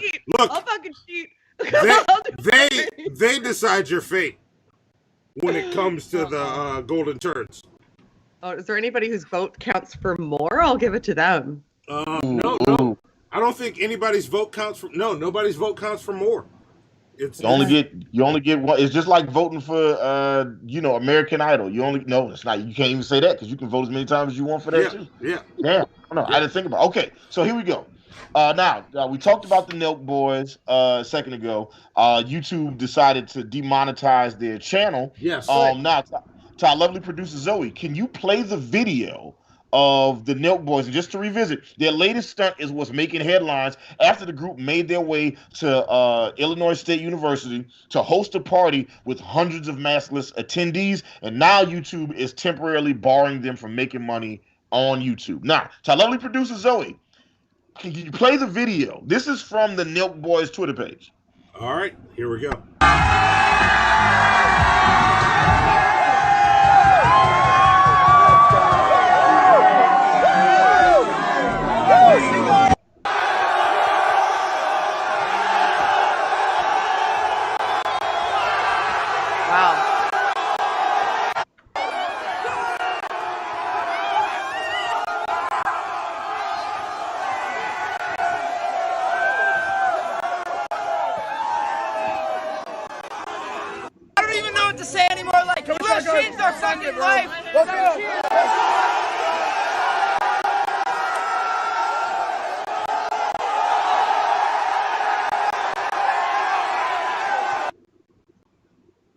Come on, Nelk Boys. Come on, Nelk Boys. It was like a lot of people there. So, all right, the New York Times reporter Taylor Lanes captured that video that we just watched, which shows crowds of people drinking, jumping around, and screaming for the cameras, and posted them to Twitter. And what he said in his Twitter post was, "This is what they're promoting to their 3.5 million young followers." Mm-hmm. And specifically it says they are, after hosting an Open Up Gyms protest and partying their way through LA, they are now traveling to colleges, encouraging students to ignore COVID restrictions to party. That's what the New York Times journalist reported. He says the tweet immediately grabbed the attention of thousands of people condemning the influencers' actions and raising concerns about the possible spread of the coronavirus. On Wednesday, ISU President Larry Dietz addressed the party during a press conference. He says, "It really gives me no joy to convey my great disappointment in the actions of those who gathered. We're investigating that. If any individuals are identified out of the gathering, we will have a student conduct code that will be applied." Sure. Police Chief Rick Blickner. They're just fucking with you with these names. I know. There's way too many vowels compacted and next to each other. Okay. Officer Rick confirmed that the party took place at an off-campus housing in Normal, Illinois, right? That sounds like a place where people get killed, right? I'd like to move to a normal place. Let me go to Normal, Illinois. That sounds like a normal down place the to live. From Crystal Lake, Illinois, right? Yeah. And was he was He said that place was known for having infamous visitors. He says they created the gatherings. The gatherings happened because they were there. The police chief went on to say that the three boys set up shop and started filming, which brought crowds flocking. The gathering moved to 3 different locations as each was broken up by the ISU police officers before the normal police showed up at the last location to break it up for the night. And he said that roughly 200 people were in attendance at the time. So, I'm gonna stop reading there so we can get to the fair file here. Right now, the police in Normal, Illinois, are weighing the pros and cons about whether or not they should press charges against the Nelk Boys. Right? ISU is determining whether or not those students that attended the party should be suspended or kicked out of school altogether. But that's not what the fair file question is. Lovely producer Zoe, load the question on the screen. Here we go. Is it fair or foul that YouTube demonetized the Nelk Boys? Is it fair or foul that they got their channel demonetized for throwing this party? Or I guess this collection of parties, but this particular party that we saw. Now, yes. I'm not as familiar with the YouTube terms of service, so let's have a frank and open discussion. And we have Shannon Q with us. So everybody in the chat, let us know if you think it's fair or foul. Make sure you hit @Hannibal and MONTY so we can read your responses. Zoe's collecting fair files, and members, if you got those icons, use the icons, and Zoe will pick those too. So let us know. And if you haven't already, we got 75 people watching the show. Let's go ahead and make the amount of people watching the show match the amount of people who like the show. So go ahead and consensually massage that like button. She has been quarantined for months, and she is feeling frisky. So make sure you consensually press that button. Now, that being said, everybody in chat, let us know. Make sure you hit @Hannibal and MONTY Show so we can read your responses. Monty, Shannon Q, what do you guys think? Is it fair or foul that YouTube demonetized the Nelk Boys for this part? I feel like you go ahead. You want me to go first? I was going to give it to you. I want to see if what you say influences me. Yeah, I'm gonna. It's your chance. And no. Here's where I'm gonna go. I'm gonna go up a little bit in. Before I even, but actually, you know what, Zoe? Just throw fair up on the screen for me. But yeah. This when I saw the reason why and what they did, and then I saw who these guys are. Mm-hmm.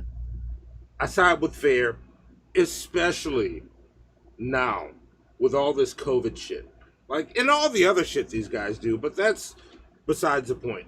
Like, I'm sitting here in my house every fucking day, trying to not fall into a fucking depression because I care about the people around me and I want to live.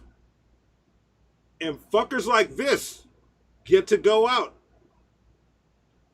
and throw wild ass parties and do normal looking shit while infecting everybody. I'm also a hypochondriac. So, hypochondriac that has panic attacks. I can't get this shit. I can't have even the slightest idea of COVID-19 in my head. If I get diagnosed and I'm asymptomatic, my mind will tell me I'm not asymptomatic. I will flip the fuck out. Fuck them. Fuck them all the way. YouTube did the right thing. Get them the fuck away. We have shown how trash they are. That's something that doesn't belong here. So did you see that I was doing this for fair filing and you wouldn't found that for check this shit out? I mean, I got my ways of doing things. Yeah, that's what he did. He saw what I was. Okay. Look, you know what? No, that's fine. Oh, is he supposed to go in cold like me? Because now I'm pissed off because he was prepped and I didn't see this shit until just fucking now. Look, Shannon, just so you know. You had a speech prepared and shit, and I have to just go in cold. I'm glad I fucking made you go first. Shannon, Fuck you. Just so you know. Nobody sent me anything beforehand. No, it's always different. What I do every week, and look, this is me being transparent. I call Hannibal every Sunday, and I'm like, Hannibal, what's eating Hannibal? Fair or foul? What do you want to do? I need the stories. I need the what's eating Hannibal, because I take those things and I craft a show around it. this week we had a guest, so I crafted the show around the guest because y'all kept going on this hot dog shit, and that's coming. Just wait for it. Wait for it. Yeah. But that's what happened. Like, I got the Fair Files, and this happened. So, yeah. Okay. It wasn't necessarily a speech. It was just, it's how I felt. I was like, yeah. But I don't have a graphic, but you can put if I did, you could put me up fair too. But I have slightly. Look, wait, Shannon Q, check this out. Check this out. I do a graphic. Winning. Our producer is the shit. Fucking A, right? Zoe's awesome. I need a Zoe in my life. That's amazing. Look, all you got to do is go have sex with a white woman and then have a kid, and then 15 years later, that kid could be your show producer. Yeah, but I'm gonna have to do both of those things separately if I haven't already. Yeah, you realize, Zoe was producing Mel's Audacity, right? She was the producer on that. Oh my god. Did you guys? I love that on the Audacity. Yeah. No. That feed is fucking amazing. Yeah. That's our shit. But Scientist Mel and Doc Savage, Zoe was producing their show. Oh wow. She was the producer on that. Like, Zoe is the shit. Yeah, Zoe's about to be producing everybody's shows. Like, if your show not produced by Zoe, you might not even have a good show. So if you need some help with stuff, hit Zoe I'll up. delete my channel right now. I don't know why anybody subscribed. No. Hit Zoe up. She'll produce your show. And look, if you pay Zoe, I get none of that money. Zoe makes her own money. Like, Zoe gets bank off this shit. Zoe's good at what she does. Good for Zoe. Yeah. Even strippers at the strip club got to tip the house, okay? But not Zoe. Zoe get to keep all her money, and she ain't got to take her clothes off. Okay. Yeah. I'm her dad. I just want to see her win. Good. God. So yeah. I have very different reasons, though, I think. All right, what are your reasons? Well, similar reasons. Like, I agree with everything that you said. Like, fuck them all over the place. Yeah, no. But YouTube as a platform doesn't need to provide monetization to anybody, right? So it's essentially kind of like a privilege by following their terms of service. Now, I have a myriad of problems. I have myriad problems with YouTube's terms of service. Just like the list goes fucking on and on and on. Like how vague they are, how difficult they are to deal with, how it's difficult to understand their monetization strategy at the best of times or even at the worst of times. They're a nightmare. They're a nightmare to deal with, but they don't have to monetize anyone. But especially when you're considering that these fucking idiots did something that could literally result in someone's death. Yes. Yeah. It could literally result in somebody's death. I mean, say what you want about the other stuff that they did. It was in bad taste. It was disrespectful. It was likely illegal, or it was illegal. Mm-hmm. Actually, now I'm going to lump it all the same because it was illegal. But like, they're engaging in illegal activity, and in this instance, they're engaging in a moral illegal activity that could very well result in somebody's fucking death, because they were encouraging hundreds of people to gather. And I don't know if everybody's familiar with the germ theory of disease, but viruses are transmittable, and the coronavirus is transmittable. Even more so when you're in close proximity, and all those fucking idiots were sitting on top of each other, breathing in each other's mouths like a bunch of fucking dumbasses. Yes. Yeah. So preach. There is a very strong chance, especially since they're young, that they're going to contract it. They may be asymptomatic, so they may not have to suffer the consequences themselves, but there are knock-on consequences down the line. And they're also giving this example to people that's saying essentially like, look, we did it, nothing happened to us, which people will use as sort of like this proximate representation that if something didn't happen to them, then maybe it won't happen to other people. And they look at that in their body of evidence when they're considering whether or not this is something that is dangerous. And they're propagating the misinformation regarding the how dangerous this is. Like, people like me who have multiple sclerosis and asthma are locked inside, terrified about this because I know what might happen to me. They're younger and have a better likelihood of getting through it. They don't have 100% likelihood of getting through it. Any one of those idiots could probably fucking die too. But I'm not concerned about those idiots putting themselves in danger. The issue with the fucking pandemic is that your choices aren't just your choices anymore. Your choices affect everybody else that you come into contact with. And if you can't understand that your morality should not just be about yourself, it shouldn't be self-centric, then you don't understand morality. And you can go fuck yourself. Yeah. Boom! Damn! You know what? You know what? Shannon Q, like, here's 200 plunger points of your own. Boom! Yeah! There you go. Those are yours. Those are yours. Yes.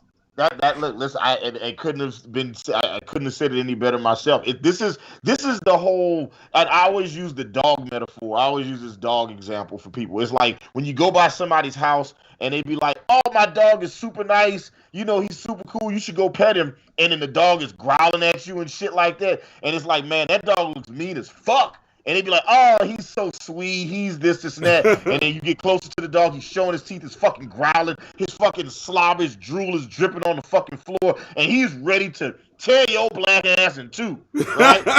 And then he's like, "Oh, I don't know why he's not like, he's never like this with anybody." Like, just because that dog is nice to you doesn't mean that dog wouldn't kill me if he had the opportunity. All right? I use that as a relation to explain my relationship with the police. You know, my relationship as a black man in America with the police, but I'm also using it to explain the coronavirus. Just because that virus isn't killing your ass doesn't mean that it might not kill my ass. Okay? Right. Chill the fuck out. The effects of your behaviors extend beyond the end of your fucking nose. Yes. And not enough people really understand that. Yeah, and I've said this before. And I will keep saying it until people get it. When my approach for handling people that are like, and this is the mask situation, but it extends to coronavirus, because we don't know who we're spreading this shit to. We don't know who has it or what's up. But when somebody's like, "Man, I don't like wearing the mask because of my freedom and all this," and I'm like, "Yes, preach your freedom. You should not have to wear a mask." I agree. I'm with you. I agree, and I keep agreeing. And then while I'm agreeing, because I'm a smoker, I light up a cigarette and I blow my smoke at them while I'm talking. Just right in their fucking face. Start doing that. Yes, and then when they complain about the cigarette smoke, you go, "Wait, this is what we're talking about. This is my right. I can do what I want. I don't have to blow my smoke everywhere. I'm free." Yeah. If I want to smoke in this store, what's your problem? What's your problem? Yes. He literally does it all. Smoking is less likely to kill you than the coronavirus. Yes. Yeah. So suck up this smoke. I like that. I like that. Yes, suck up this smoke. The shit out of that. Because that's what they're doing. They're blowing the coronavirus on us. We just don't see it. You see the smoke and you smell it. Yep. So now it's offensive.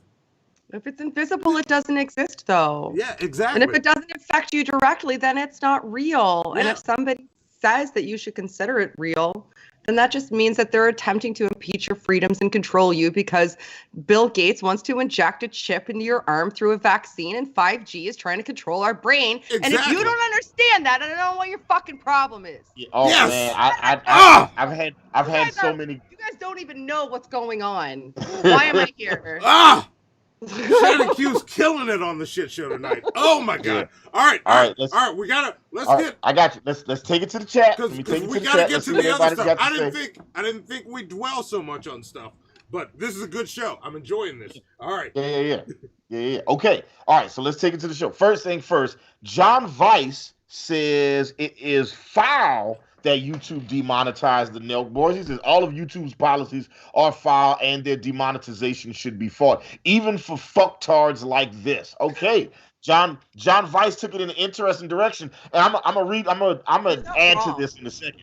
You're not wrong about that shit though. Yeah, yeah. He look, and that's why I strategically chose this question the way I did, to make it about YouTube monetization, because YouTube is weird about how it chooses to and who it chooses to penalize with demonetization. So this is a very interesting thing. All right, Eldritch Anomaly says he wants to say foul because I can't stand YouTube censoring people, but fuck these guys. So he says fair.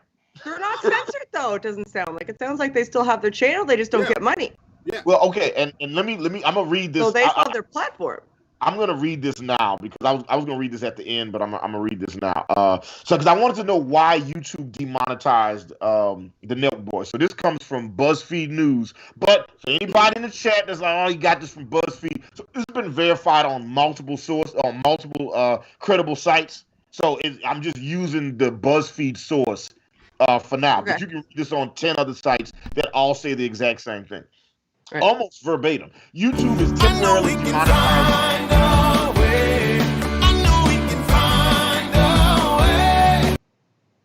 There we go. Hold on. Who was that from? That came in. Yeah, Shannon, do you love black people?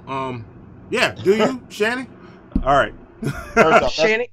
That's not for me. That's for Shanny. Yeah, this is for Shanny. Yeah, that's Shanny. Do you? Not Shannon Q. Right? Yeah. He wants to know if Shanny loves black people. Yeah. But Shannon Q, do you love black people? I love people. Of course. See, there you go. I have a mixed race family. Most of my family is absolutely, yeah. There we go. See, there we go. Everybody's love all around. You know what I'm saying? I love everybody too, except motherfuckers from Easter Island. Fuck them. Okay. Okay? Jesus. Fucking stupid ass big stone statues. I hate y'all. Y'all suck. Anyway, YouTube is temporarily demonetized. I just got us demonetized at Easter Island. So there we go. There we go. I can't support you anymore. Me and Monty both hate people from Easter Island. Ain't that right, Monty? He's hiding from your What was that? What the like how much we hate from Easter Island. Oh, what do I think of people from Easter Island? Hate them, and we have a racial slur we coined just for you guys. Yeah. I don't like statues. Like anybody that lives their life as a statue, fuck them. Yeah. Fuck them. Statues aren't people. I don't like why the head is so big. How do you feel about Mount Rushmore then? You just don't like Is Mount Rushmore okay? Yeah. Fuck Mount Rushmore. Yeah. Fuck what about the statue of David? Okay. That big statue of Jesus in Brazil with his arms showing how big his meat is. Okay, I don't like that nigga neither. Yeah, all that shit. No, yeah. All right, fuck them all. Like we got problems with them. That statue Rocky in Philadelphia, fuck that shit too. Get it out of here. Yeah, okay? Yeah. No, I'm with Hannibal on this. I didn't realize I was gonna start some shit. All right, well, I'll just go back to drinking. Read your BuzzFeed article. YouTube can look off into the distance. Here, you stepped into drag nuts territory. I'm the mob, nigga. Yeah, like I got problems with anybody made entirely of stone. If you were made of stone, fuck you. Yeah. Piece of shit. Yeah. That's all I'm saying. That's all I'm saying. You're gonna have to have some sensitization training after the stream is over. I mean, we can talk about it. Like this hate runs deep, but I'm honest about it. And who's your buddy? You gotta fucking start somewhere, man. And who's your buddy? Send us a dono. It says also fuck Alaska. That's right. Fuck Alaska. Oh, my friend Zod lives in Alaska. Cool people. Right. Oh, like you can see East Russia. Okay, give it back to Canada. All right, let's go back to 49 states. Yeah, you should. You should we'll see our. Alaska. We'll take you. Yes, there you go. You can make fun of us. And look, they probably fucking rather. Yeah, y'all take Alaska and we'll take Nova Scotia. How about that? There you go. What'd you say about Nova Scotia? I said y'all take Alaska and then we take Nova Scotia. How about that? No. Nova Scotia stays in Canada, motherfucker. That's right where Nova Scotia stays. Look, don't even try. I will lead the army that prevents that shit from happening. Nova Scotia stays right the fuck. You just tried to racial draft COVID Nova cases Scotia. We have in Nova Scotia? 1. Look, that's what I'm saying. Look, that's what I'm saying. So look, let's negotiate the terms of service. Okay, that's all I'm saying. There's no negotiation. We stay right the fuck where we are. You can talk to Paul all you want about it. We're not going anywhere.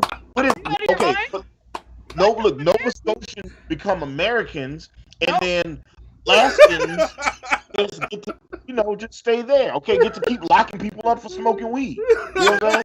Absolutely not. No, I'm gonna go across the street to the corner store and buy weed, even though I don't smoke it, just because I fucking can.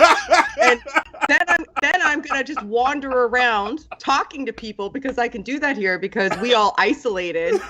Okay. And we're gonna talk about how we're not ever gonna be Americans. Okay. Because, and then I'm gonna go to the doctor just to say hi because I can for free. Okay, so look, damn. So we're at the negotiating table right now. I like this. Okay. So, all right. So look. This was a monologue, motherfucker. That's not a negotiation.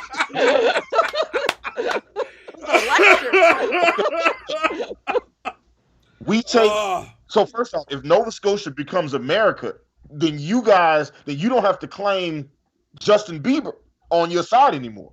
Okay? He's from Canada though. Whatever, that's fine. There's all kinds of people from Canada.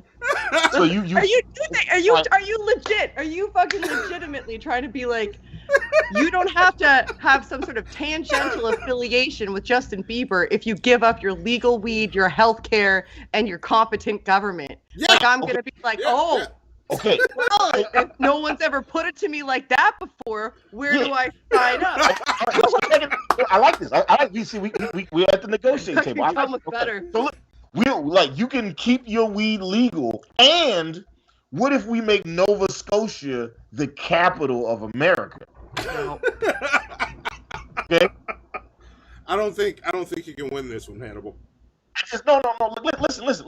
There's lots of things there. Okay, we just got to find what it is that you want, and then just go from there. You got a lot more things to go through. You land on one that I want. Shannon, you on my radar now, okay? I'm trying to negotiate Nova Scotia now. We gonna get it, okay? I can understand why you would want it. Nova Scotia, Canada gets Alaska, okay? And then look. We wrote a whole diss track against Alaska, or we paid to have a diss track written. Yeah. So there you go. Yeah, let me get back. Yeah, we've got an Alaska diss track. Yeah, I'm freaking out my cat. My cat's having a fit. Read your BuzzFeed article. What the fuck? I'm muting myself. I'm done with your shit. All right, here we go. All right, what's next? Ari from OAW said, "Is it fair if I demonetize the Nelk Boys?" He said, "Fair that YouTube demonetize the Nelk Boys." He says YouTube can do whatever the hell they want on their platform. Okay. Yeah. Very interesting. Look, I hear what you're saying, and I'm gonna do this last one. Skeptic Fighter Jet. Oh, just great name. Just fucking awesome. I love Skeptic Fighter Jet. Says fair as fuck. The idiots in this country are so stupid they are attracting idiots from other countries, right? And the article that I was trying to read just now, and I'm gonna read it right now so we can move on to the next fair file. Yes. It said YouTube temporarily demonetized the account for the popular prank YouTubers Nelk Boys after the men were accused of throwing massive parties at Illinois State University. The pair had previously shared viral videos protesting COVID protocols. A spokesperson for YouTube told BuzzFeed News that the Nelk Boys' recent behavior violates the platform's creator responsibility policy and that they believe the men are creating a widespread panic, public health risk, not crisis, risk. Yeah. They're not creating a crisis, but yeah. It's creating a risk, not a crisis. Yeah. They're helping to propagate it though. Yeah, and it went against the policy of the state of Illinois, and it went against the policy of Illinois State University. Yeah. So they were like, encouraging people to violate state guidelines, university guidelines, and doing it through the YouTube platform is why YouTube demonetized it. And they're creating a public health risk. So, go back to pranking the cops, with coke in your car and underage girl drinking. Or don't do that. Don't do that either. Yeah. I'm just saying YouTube is okay with it. Yeah. YouTube is okay with it. I can't believe YouTube explained why they demonetized something. That's fucked up to me. I know, I've never seen that happen before. Yeah. Like, I get my shit's demonetized all the goddamn time, and I never have any goddamn idea why. Oh yeah, this episode is going to be demonetized for some reason. I don't even know why yet, but limited. Yeah. You'll never will. Yeah, limited. Yeah, we get. Isn't that the best? And then they put 700 mid-roll ads, and you make $0, and they make. Yeah, And look, I'll tell you, all the shitheads watching, if you ever see me play like the Eminem video or there are certain video or even the Audacity. We don't make a dollar. Yeah, look, somebody put shit out right now for G-Man. We don't make a fucking dollar every time we play the Audacity. Okay, yeah. Like Drag when he plays it on his channel, Black Guy TV, Irate Act, anybody who plays the Audacity, nobody makes any money off that shit. Yeah. G-Man, he came on our show and he was like, yeah, I really like this song. I was like, oh, glad you like it. He's like, yeah, I'd like to use the song. I'd like to buy the song from you guys, and he was like, so how much do you charge? And I told him I charged $3,000, and he got mad at me. You know what I'm saying? He was just like, oh, why you $3,000? Oh, you think you being funny? First off, nigga, I don't know your life story. I didn't know that you broke into a fucking safe and found. I didn't know that God blessed you with some money you found in the safe. All right, that's money you found in the safe. Oh, you haven't heard that story? All I know is I don't know a lot of the G-Man lore. I've talked to him a bunch of times. Yes. All I know is I know a nigga who discovered some money in a safe and he had to do 20 years for it. But oh God, money, so I don't fucking know how this shit works. So he thought that I was purposefully fucking with him. It's like, oh, how much do we charge? $3,000. No, that's what I charge. I've been doing music for 22 goddamn years. Okay, I just got two. I found $3,000. Yes, yes, that's where the soundbite came from. Yes. It's just like, yeah, he even said his own words. I stole $3,000. Did nobody put a gun in his head to make him say that shit? He volunteered anyway. Yeah. All right. What's the next fair file? Before we go? Yes. Oh my gosh, it's already comes from. Yes. This is it. Like, let's get this, and then we can kill it. All right, here we go. This next story comes from IOL.com. IOL.com.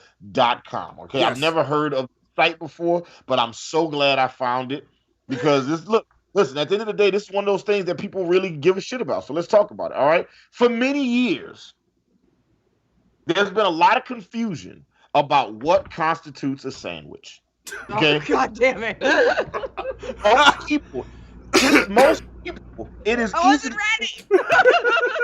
Most people, it's easy to say what a sandwich is. Grilled bacon and cheese, it's a sandwich, right?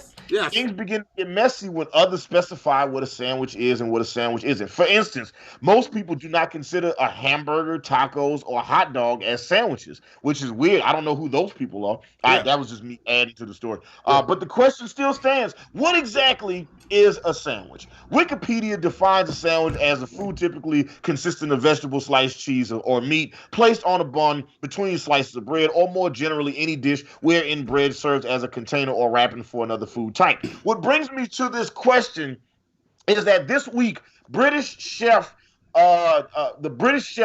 Gordon Ramsay, one of my 5 favorite villains of all time, called TikTok user. Yeah, it's Chef Gordon Ramsay, Gul Dukat from Star Trek Deep Space Nine, the Joker, Apocalypse from the X-Men, and Oprah Winfrey. There you go. All right. All right. Damn. Villains. Oh, I can go off on Oprah. Oh, yeah. All right. This question this week is Chef Gordon Ramsay called TikTok users healthy creation. Well, you know what? I'm not going to say what he called it. I'm not going to say it at all. To our lovely producer, Zoe, can you pull up Fair File video number 2? Okay, and let's just watch the video and let's see what Chef Gordon Ramsay had to say. He was watching a popular TikToker's TikTok channel, and she had she was making a specific type of sandwich, and Chef Gordon Ramsay watched it and gave us his own perception. So look, just go ahead and watch. One of my favorite villains of all time talk to this YouTube this TikTok chef about her sandwich, about her creation. All right, here we go. I'm making a low-carb sandwich with orange bell pepper and cream cheese. Is that some pepper? spinach. No. Cream cheese? Really? Everything bagel seasoning. No. Come on. And some turkey. No. And close it up. Like that is not a sandwich. Like that. For spike. No, that is not a low-carb sandwich.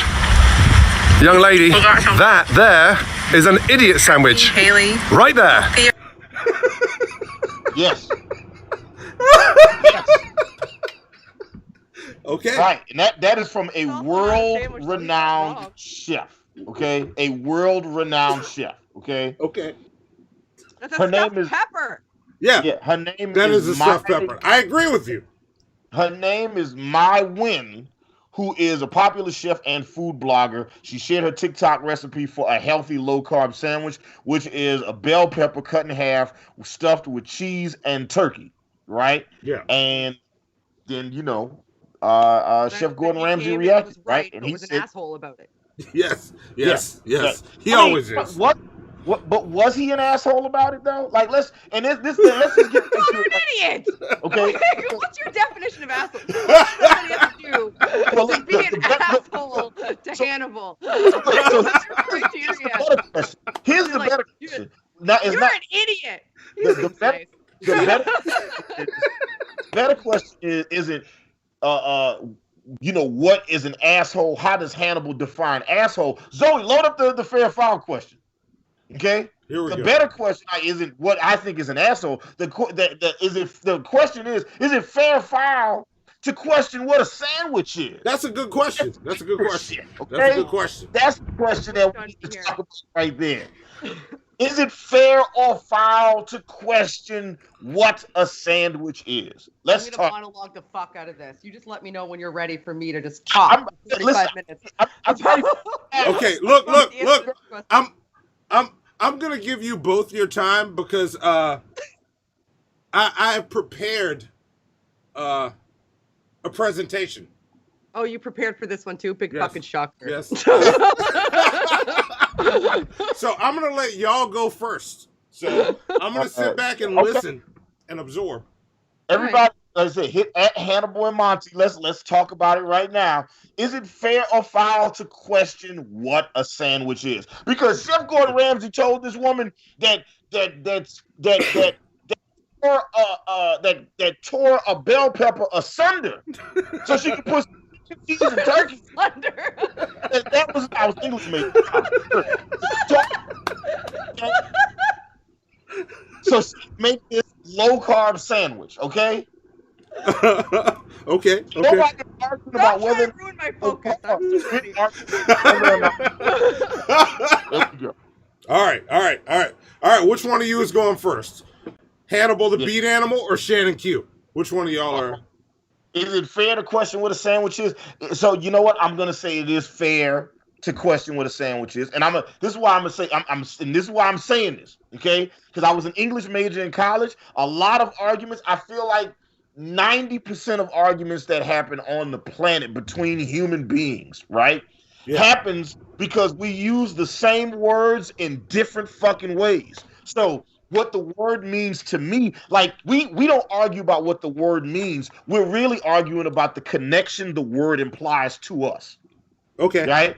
So what the word, like we all use the word friend. We all know what a friend is. But what Shannon's definition of friendship is might be different than what Monty's definition. I'll give you an even simpler example. Temperature. We'll just use hot and cold, right? Monty, if I ask you what's the weather like outside right now, what's the temperature in New Orleans? Bullshit. I don't know. But let's go with that. Okay, if I say, hey Monty, what's the weather like in New Orleans right now? Bullshit. Does that tell me if I need to wear a sweater? Does that tell me if I need a fucking raincoat? Does that tell me if I should, wear what's the shoes that people wear in the galoshes? I don't know if that's I don't know. I've never worn those shits. Okay, it should make me look like a serial killer. Now, it make me look like Dexter. You can't. You're literally wearing a mask.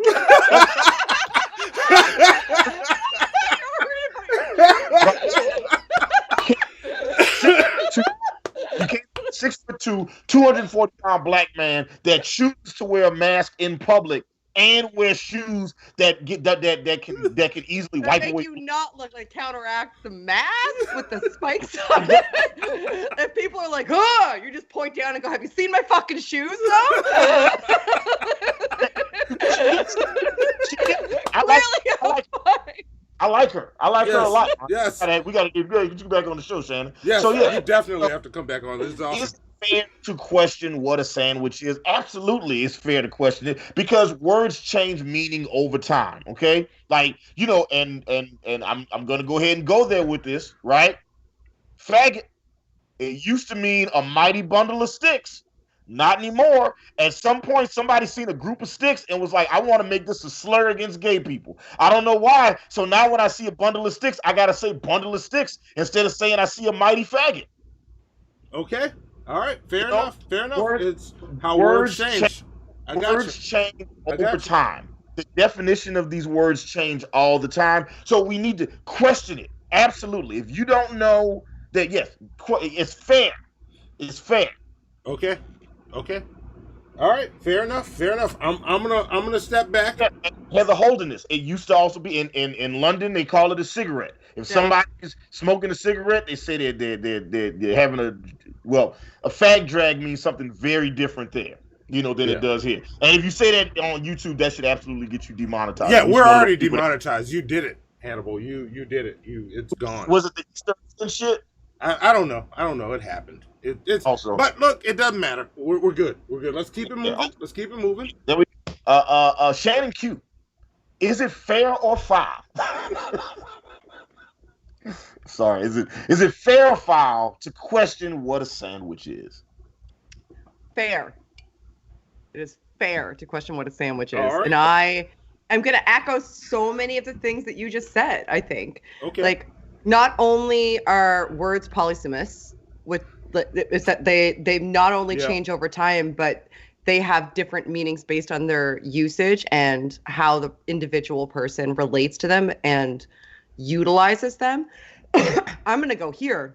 Look at something like the definition of atheism, for example. People argue about that shit all the time, when really, if you get somebody to explain what it means to them and accept it, then you can carry on in a conversation. But that doesn't mean that we shouldn't analyze and better understand the way that we relate to the words that we use. That's how communication works. Okay. So to say you can't question what a sandwich is to essentially say that there's an immutable characteristic of something like a sandwich that goes beyond the ability to be questioned, and nothing should be granted that type of pass beyond being questioned. Everything should be open to being scrutinized, and nothing should be closed off from scrutiny. Okay. So if you have any sort of question regarding, what a sandwich is, what life is, what, how people relate to one another, like whatever, like insert anything here. To close anything off from scrutiny is to essentially say that you should take things for granted or take things as prescriptive mandates based on what you're told, as opposed to actually being skeptical about them and investigating why things are the way they are, as opposed to just simply accepting that things are the way they are. So the idea that you can't question anything is something that I'm averse to. Okay. Fair enough. Awesome. Fair enough. Yeah, Okay. that's fair enough. All That's right. fair enough. All right, see, there we go. Shannon and I agree. Okay, look at that. Okay. Now I we thought we got were gonna fight. I'm almost disappointed. Yeah. So now we're. She said almost disappointed. I just want to see your fucking shoes, actually, more so. Yeah. Okay. So it's all right. So there we go. So Monty, do you want to go? You want me to take it to the chat first? No. Let me take this real quick. Zoe, Okay. can you turn my camera off and switch me to the sandwich cam, please? Oh, God damn it. The sandwich cam. Yes. Sandwich cam. Yes, here it comes. Wait for it. I've prepared this all day for all of you for this discussion. But I will say it's fair to question what a sandwich is, which is exactly what the fuck we're about to do. Here we go. Oh, God. There's the sandwich cam right there. Oh, Jesus. So, this is a live cam. Wait, Yes. Where's your hand at, Monty? Let me see your hand. Oh, there it is. Yeah. It's Monty's hand. Yeah, and look, watch this. Let me loosen that cap. There's Wait, I don't know if wait, hold on. Show me today's newspaper so I know. Oh, no, he's drinking whiskey. That's me Monty. pouring a glass of whiskey right now. That's Monty. So we're gonna question what the fuck a sandwich is right the fuck now. Okay. Oh shit! Wait, hang on. Cool. What's in the bowl? And I just knocked all my art down, but I'll deal with it tomorrow. There we go. There we go. I was working on a project and I knocked it down. So. Oh, it's okay. Yes. Oh, it's fine. I just looked at it. As long as I don't touch it. Is that a bowl of chili? That's a bowl of chili right there. So I have a wiener right here. I've got a hot dog bun. I've got some slices of bread. I've got tortillas. I've got ham. I've got cheese. So.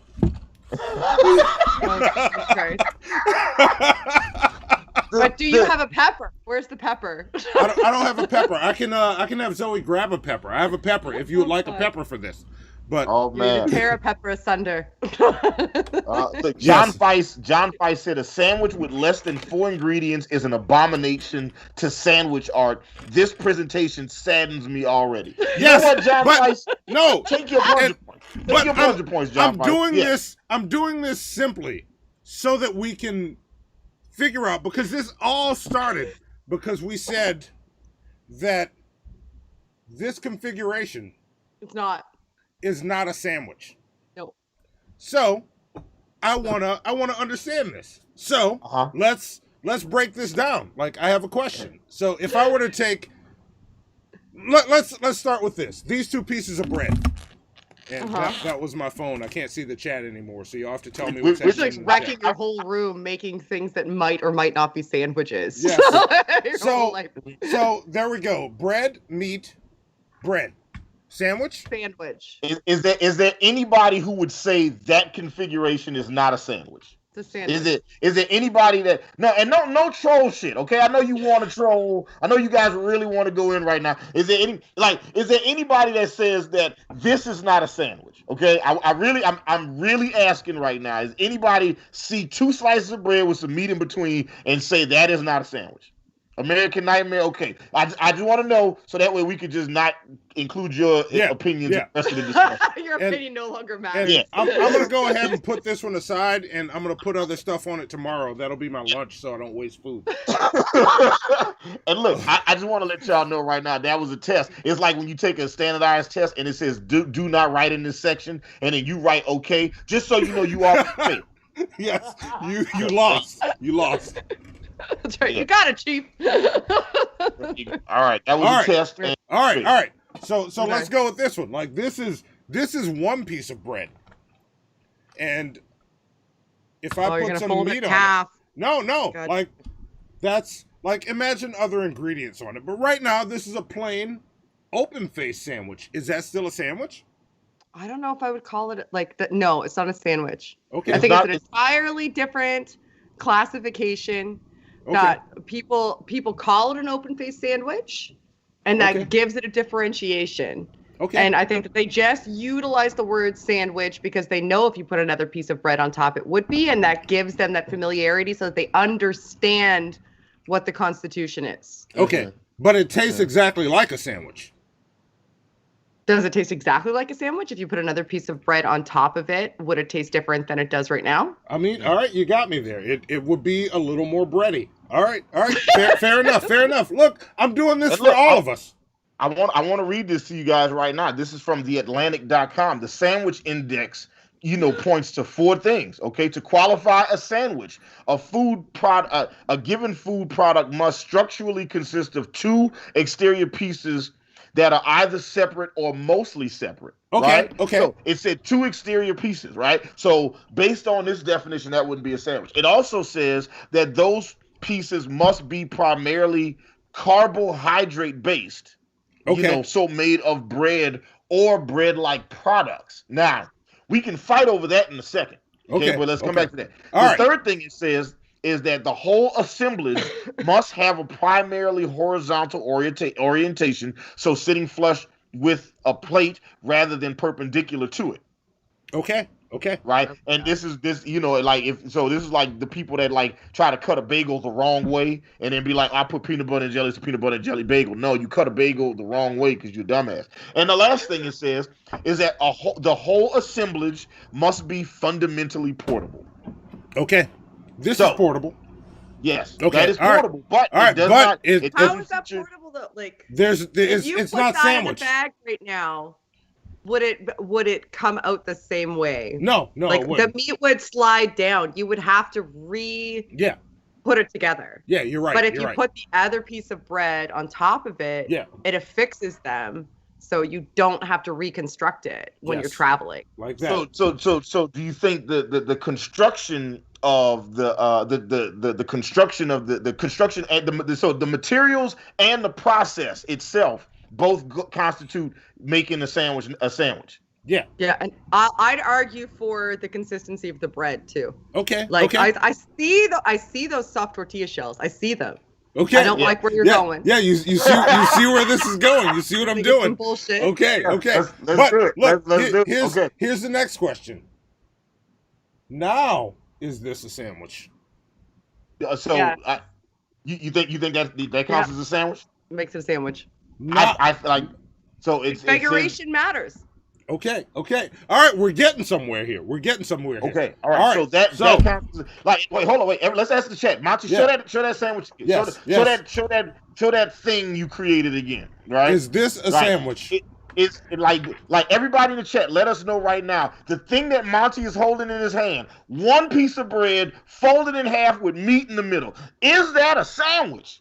Fair or foul? Is it fair or foul to call what he created a sandwich? Fair. Okay. I'm seeing fair.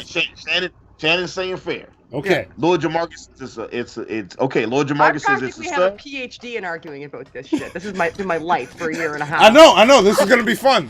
Once we get deeper. Lilith Draco says it's half a sandwich, like a hot dog. Hypothesis, that's a wrap, not a sandwich. Oh, okay. Mouth says yes. Skeptic Fighter Jet says yep, that's a sandwich. Lord Jamarcus says subs equal sandwiches, and that would be a sub. Shay Lamont says that's a half sandwich, but the bread looks like it's tearing into a sandwich. Okay. The Yato God says, oh, I lost it there. He says, yep, that's a sandwich. Crash says that's a half sandwich. John Vice says it's a trap.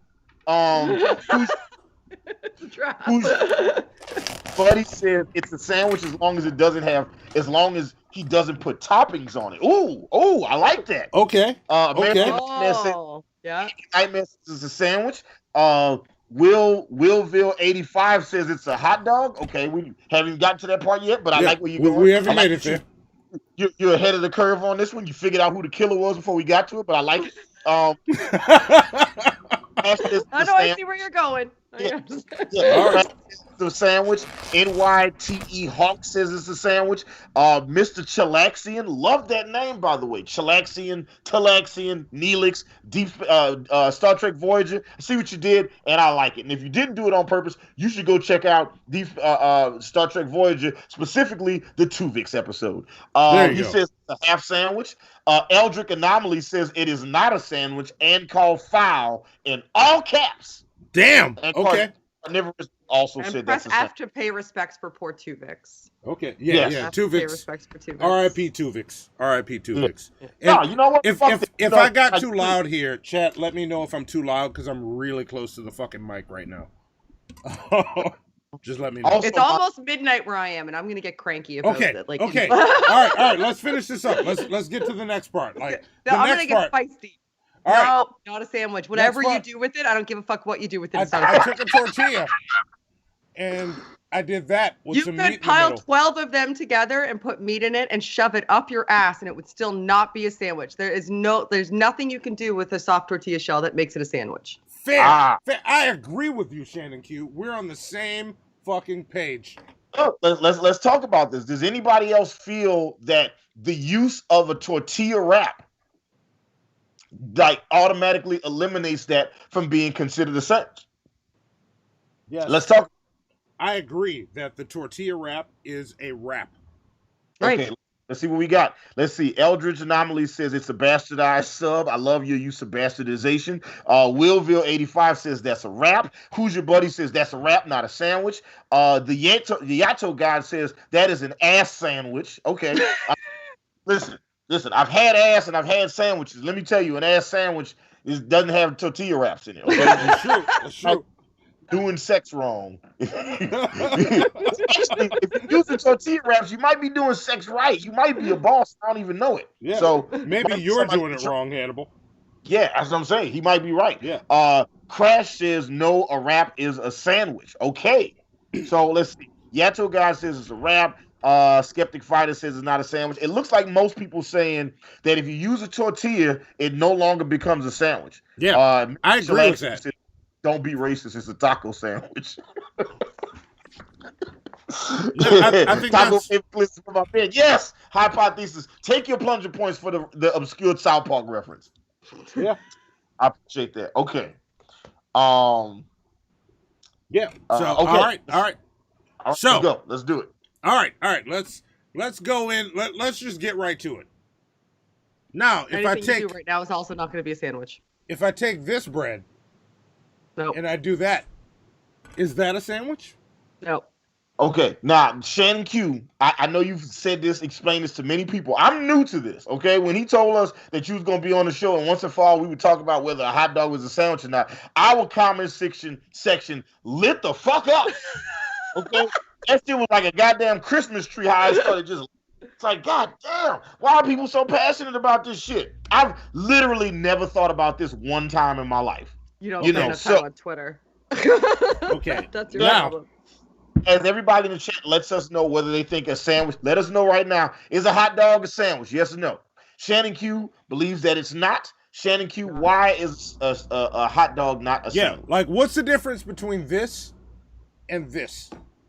Because the original intent of the bread or whatever that you're using, the starchy carbohydrate based like top and bottom that you're using, the original intent of that matters when you're constructing a sandwich. And hot dog buns exist solely for the purpose of carrying hot dogs. They can be repurposed for other reasons.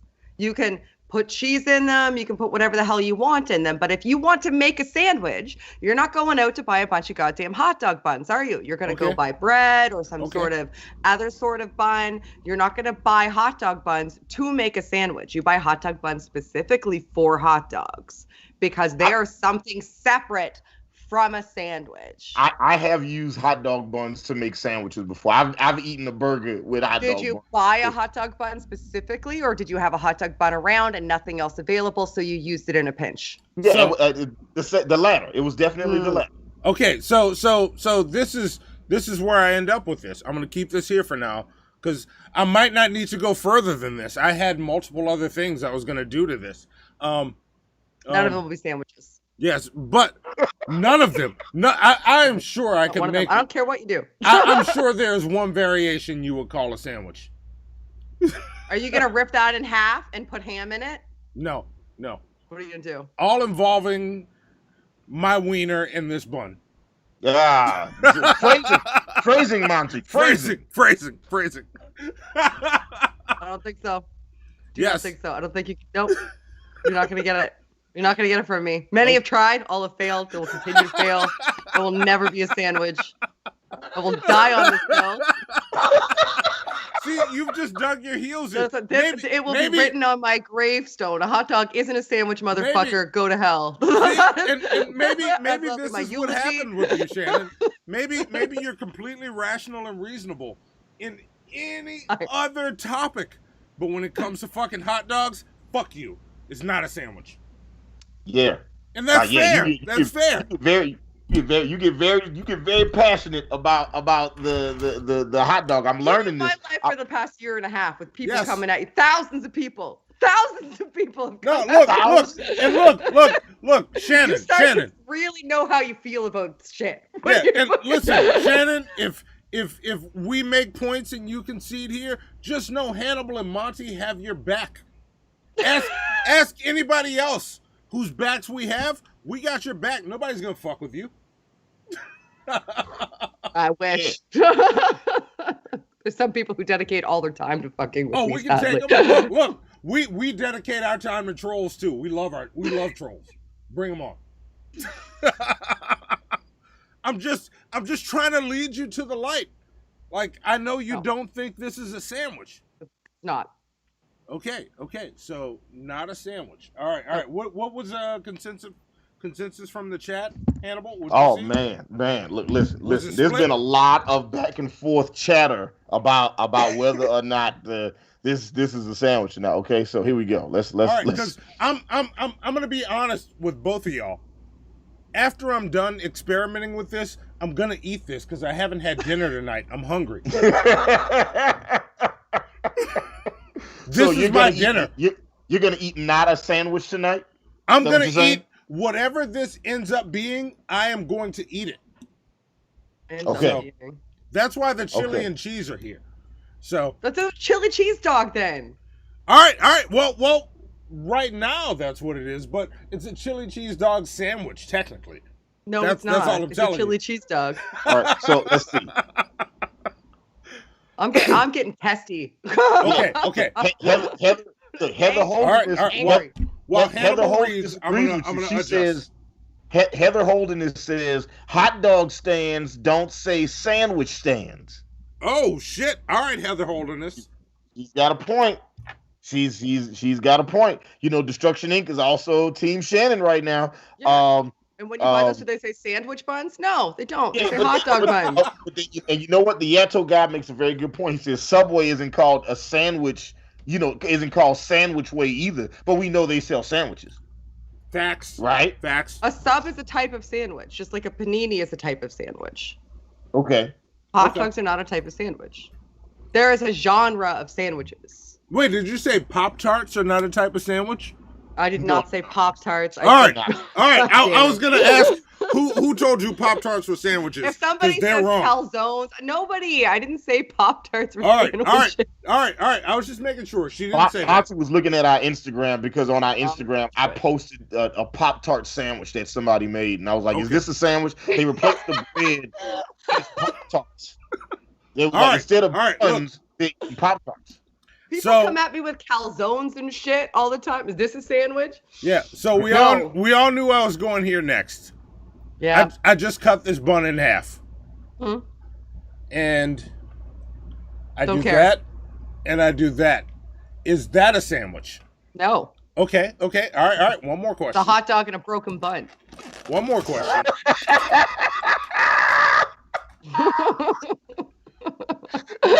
All right, now there's ham. Yeah. Is that a sandwich?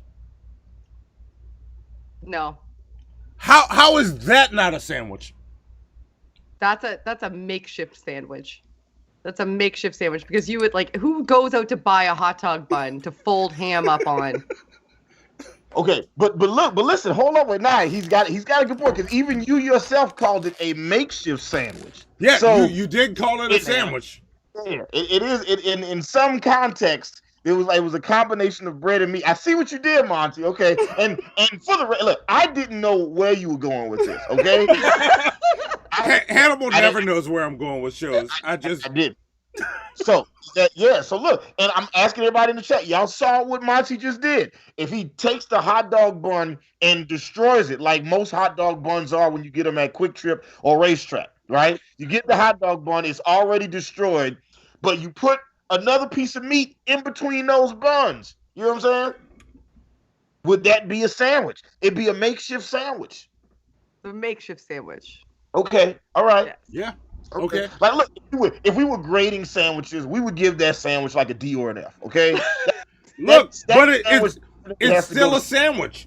I'm just asking simply. I will give you that is a sandwich. Fine. But I think another thing to factor in is whether or not you can set it down and it will keep its structural integrity. And if you rip a hot dog bun in half, there's a reason that they're together is because you need to sit them upright because otherwise the hot dog rolls off. All right. And then it's not a sandwich unless you find a way to construct it so that it stays together. If you set that one down on its side, the ham would stay in. If you put a hot dog in it and set it down flat on the plate, there's a chance the hot dog's going to roll out. It doesn't have the same sort of structural integrity. All right, so it's all about what's inside of it. Now, look. No, it's a confluence of things. It's a confluence of things. It's all about its configuration. I think it was, but it's also the manufacturer's intended purpose for it. So it wasn't created with that. Also, we have more likes than we actually have people watching the show. I don't even know how y'all pulled that off right now. It's pretty amazing. How did y'all do that? All right. Look. Here's my next question. I'm going to show you one slice of bread that I've done something to. Oh, Jesus, I don't want to see it. Oh, God, this is hell. I'm hell. This is what hell is like. And then this. No. Is this a sandwich? No. No. Wait, show it again, Monty. Why? Why does this exist? Who's doing this out? Who out there watching this show is doing this dumb shit right now? Okay, who's doing that right now? Yes. That's like, man, I want to take this hot dog bun, rip it in half, put 2 meats on it, and then fold it back together. Why? Yes. Why would you do that? So I just cut a hot dog in half and a bun in half. Oh my God. And I put them together. Is this a sandwich? Oh, all right, Shannon, I know you have an answer for this already, so I'm gonna just add. So for the people that pitch the idea of eating a hot dog or multiple hot dogs on a regular hamburger bun or just regular slices of bread, would that be a sandwich? Is it specific? I'm trying to figure out if the heart of the matter is specifically I think it's the hot dog and the bun to me. It's both of them. Okay, gotcha. Okay, it's because the hot dog bun was created for the hot dog itself. Right, and yes, like they go together. Like what you just did to that hot dog is hot dog blasphemy. You have fucked up that hot dog for the sake of proving a point. You did it solely to prove a point. Like there is no reasonable way that you would I think fucking hot dog in half. Like that, and put it on a hot dog bun. First off, in okay, your real everyday life. Yes, everybody. I think wait. Hang on. Absurd scenarios. Hang on. That will never happen in realistic. I have to step back real quick because I feel that I've genuinely offended Shannon Q. I'm about to rage quit. I am literally unsubscribing. And listen. I want to say this. Annexing Alaska. I want to say this. I don't want to genuinely offend Shannon Q. I am a fan of hers. I apologize if I offended you, but I stand by this. I can understand your points. I can see your points. It's a complex issue. We're not going to solve it today. Yeah. We're not going to solve this debate today. We're not going to solve it today. There's nuance. But notice, audience, she never gave an answer. Well, look. So actually, you know what? I'm going to be on Shannon's side for a second, and I want to say this right now. I don't know if Zoe is anywhere close by. Not that it matters. Not that it matters. But look, I have a good point. Like we always talk about. You know, our fans, some of our fans are Team Hannibal. Some of our fans are Team Monty. Not that we're doing teams anymore, right? Some people are Monty fans, some people are Hannibal fans. But I just want y'all to know, Hannibal the beat animal would never circumcise a hot dog in an argument, okay? This is what it's coming down to? Yeah, that's what it's coming down to. And I'd also like to point out that the entire time Monty was doing his meat presentation, all the bread that he was putting the meat in was white. Where's the wheat bread, Monty? Huh? Where's the honey? See, you're trying to piss me off. Look, I just brought Shannon back from the brink of rage quitting our show, and now you're trying to trigger me? No, I'm just saying, where's the wheat bread, Monty? Where's bread? Why are you out here from meat presentation? Yes. Let's talk about it. Let's talk about it. Ready. Yes, this show is Monty's meat presentation. I'm sorry. You guys need new graphics. This is why we should have every show. He only has white bread available, okay? He got that black meat going in white buns, okay? Monty, let's talk about it, okay? You know what? Like you know what we can talk about, Hannibal? Here's what we can talk about. This was a shit show. Y'all finished or y'all done? I ain't got no more talking. Sweet Halloween and collard greens.